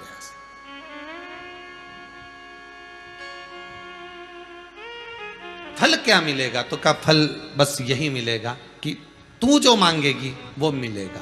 अब बच्चों को तो समझा सकते हो ना, ये कि ये हनुमान जी का मंदिर है, जो मांगोगे मिलेगा, ये राम जी का मंदिर है, जो मांगोगे मिलेगा, ये भोलेनाथ जी का मंदिर है, जो मांगोगे मिलेगा, ये शंकर जी का, ये राम जी का, ये कृष्ण जी का मंदिर है, जो मांगोगे मिलेगा। तो यहां पर पारसमवी विदुर जी की धर्म पत्नी जो 12 वर्ष की कन्या है, वो अपनी माता से पूछती है इसका फल क्या मिलेगा? तो मां ने कहा दिया जो तू मांगेगी वो मिलेगा। तो पारसमवी ने एक शब्द कहा, मैं मांगूंगी वो मिलेगा, बिल्कुल मिलेगा, पक्का पक्का, मैं चाहती हूं। अब इसने तो परीक्षा लेना चाहिए भगवान के। मैं चाहती हूं कि भगवान विष्णु श्री हरि मेरे घर में आकर कुछ खाकर जाए। हो सकता है? कौन कर रही है? पारसमवी। 12 वर्ष की बच्ची अपनी मां से कहती है, मां तू कहती है कि भगवान से जो मांगोगे मिलेगा। शंकर के दरवाजे पर शंकर की आराधना करने वाले व्यक्ति को जो मांगता है वो मिलता है। तो मैं शिव को जल चढ़ाती हूं, मैं शंकर की आराधना करती हूं, मैं शिव को अभिषेक करती हूं, और अभिषेक झाड़ू पोछा सब मैं करती हूं, पर मैं शंकर से आज तुम्हारे कहने पर मांगती हूं कि क्या मुझे देगा? इतने में पारसमवी की माता ने कहा जरूर देगा, विश्वास रख, और जो तू मांगेगी वो देगा। तो पारसमवी ने आज भगवान शंकर के मंदिर में झाड़ू पोछा कर कर भगवान शिव का जब श्रृंगार करने बैठी, पेड़ों की पत्तियां तोड़ कर ली आई, और पत्तियों से शंकर जी के शिवलिंग का श्रृंगार कर रही पारसमवी। विदुर जी की धर्म पत्नी जो 12 वर्ष की अवस्था में वो पारस में वो श्रृंगार कर रही, और श्रृंगार करते करते बाबा से कहती है मेरी एक तमन्ना है, वो भी मेरी माँ ने कहा कि भगवान से जो मांगोगे मिलेगा, तो मेरी तमन्ना पूरी करना, मेरे दरवाजे पर मेरे घर में भगवान विष्णु मुख झूठा करने आए, ये मेरी आपसे विनती है। अब कई लोग कहे कि दुर्योधन के 56 भोग छोड़ दिए और विदुर जी के यहाँ क्या था ऐसा, क्यों गए, किस लिए गए, ये शंकर की आराधना करी थी इसलिए गए।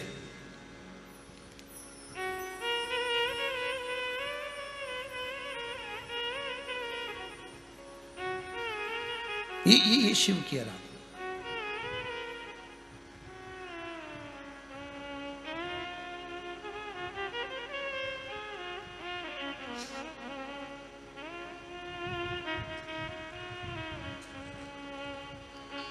आज मेरे भोले का सारा जगत दीवाना है, आज मेरे भोले का सारा जगत दीवाना है, आज मेरे भोले का सारा जगत दीवाना है, आज मेरे भोले का संभो सारा जगत दीवाना है। ओ बिना मांगे मिले सब कुछ, बिना मांगे मिले सब कुछ, ऐसा अजब ठिकाना है, बिना मांगे मिले सब कुछ, ऐसा जब ठिकाना है। आज मेरे भोले का पूरा संपूर्ण विश्व, संपूर्ण जगत आज शंकर की कथा सुनकर विश्व शिवमय हो गया। आज मेरे भोले का सारा जगत दीवाना है, आज मेरे भोले का सारा जगत दीवाना है। ओ बिना मांगे मिले सब कुछ, जय हो बिना मांगे मिले सब कुछ, ऐसा अजब ठिकाना है, बिना मांगे मिले सब कुछ, शंभो ऐसा जब ठिकाना है।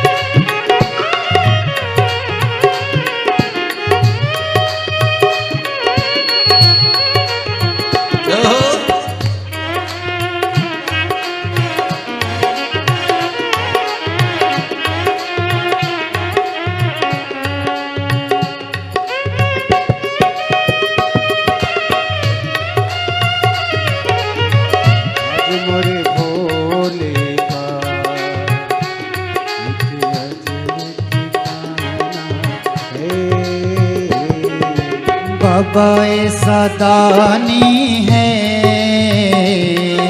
करता इनकार नहीं, भोला ऐसा दानी है,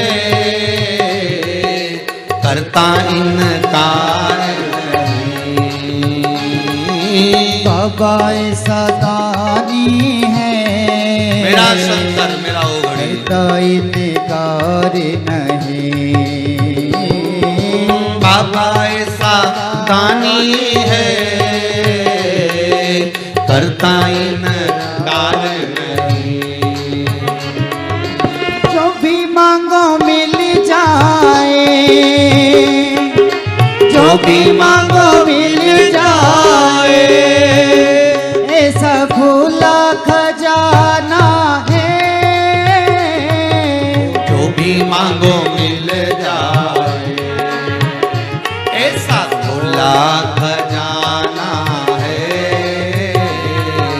आज मेरे भोले का सारा जगत दीवाना है।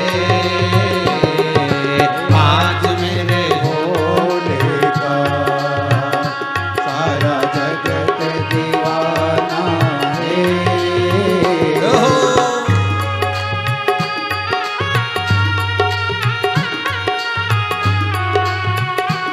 शंभो हे शंकर।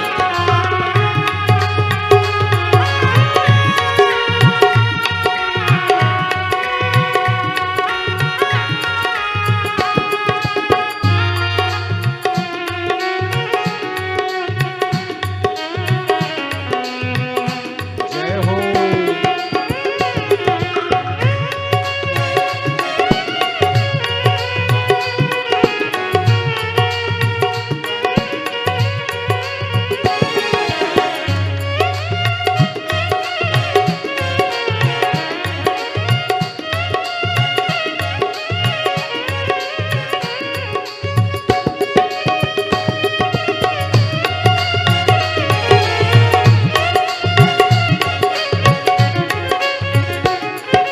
सेवा दिन रात करूं, हर पल हर एक क्षण हो। सेवा दिन रात करूं, हर पल हर एक क्षण। सेवा दिन रात करूं, मेरे भोले हर पल हर एक क्षण हो। सेवा दिन रात करूं, हर पल हर एक क्षण। मैं भी तेरा बन जाऊं, मैं भी तेरा बन जाऊं, तुझे अपना बनाना है। मैं भी तेरा बन जाऊं, हे शंभो अपना बनाना है। आज मेरे भोले का सारा जगत दीवाना है। आज मेरे भोले का सारा जगत दीवाना है।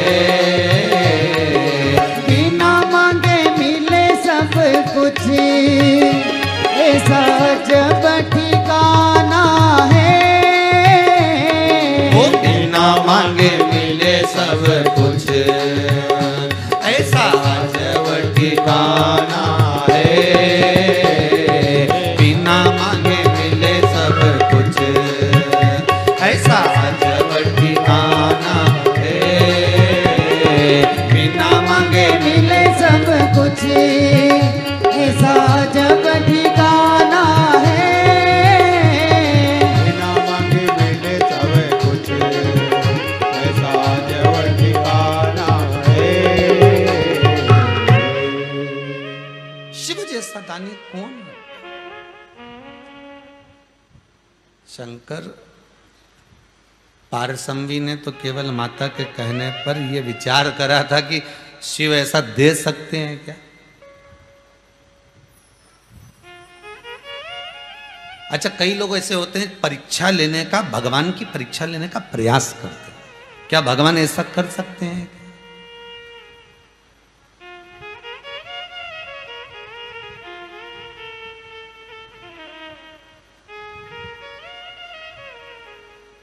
क्या शिव ऐसा कर सकते हैं? अच्छा, सबको लग रहा है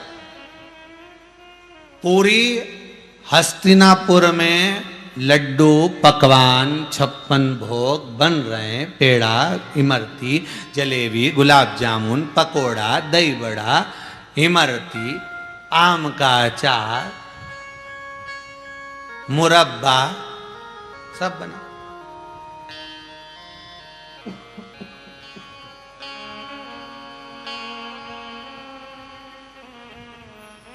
अब इतना सारा आइटम बना है, इतनी सारी सामग्री बनी है, तुम तो केवल सुन रहे हो तो मुंह में पानी आ रहा है। तो भगवान के लिए इतनी सारी सामग्री बनी होगी, कितना सारा पकवान बना, कितना।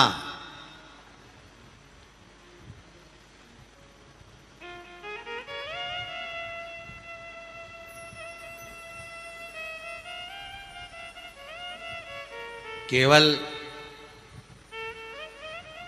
सुन रहे हैं तो मुख में पानी आ रहा है। इसीलिए जगन्नाथपुरी में आज भी नियम है, जगन्नाथ भगवान का जो भात बनता है, मेरे जगन्नाथ जी का जो भोजन बनता है, जो भोजन बनाने वाले ब्राह्मण होते हैं, पहले रसोई घर में भेजने से पहले उनको पेट भरकर धपा धपा कर खिलाया जाता है। पहले पेट भर के उनको खिला देंगे, तुम अच्छे से धाप धाप के खाओ, 4 6 8 मालपुआ खा जाओ, पूरी खा जाओ, चावल खा जाओ, ये खा जाओ, दही बड़ा खा जाओ, सब चीज खाओ तुम तो, फिर बनाने अंदर जाओ। क्योंकि जिसका पेट भरा रहता है ना, उसी के मुंडा में पानी नहीं आया। नहीं मालूम पड़ा बनाते बनाते जाए कितना जोरदार मालपुआ बनाया मैंने, मालूम पड़े अब मुंह में पानी। तो भगवान को फिर भोग लगाने का फायदा क्या हुआ?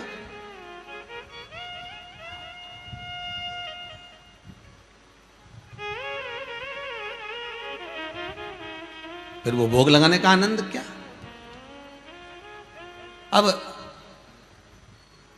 पारसंबी ने तो केवल एक बात ही बात में कह दिया था, शंकर जी, भोलेनाथ जी, आपसे केवल इतना मांगना चाहती हूं, मैं केवल इतना सा मांगना चाहती हूं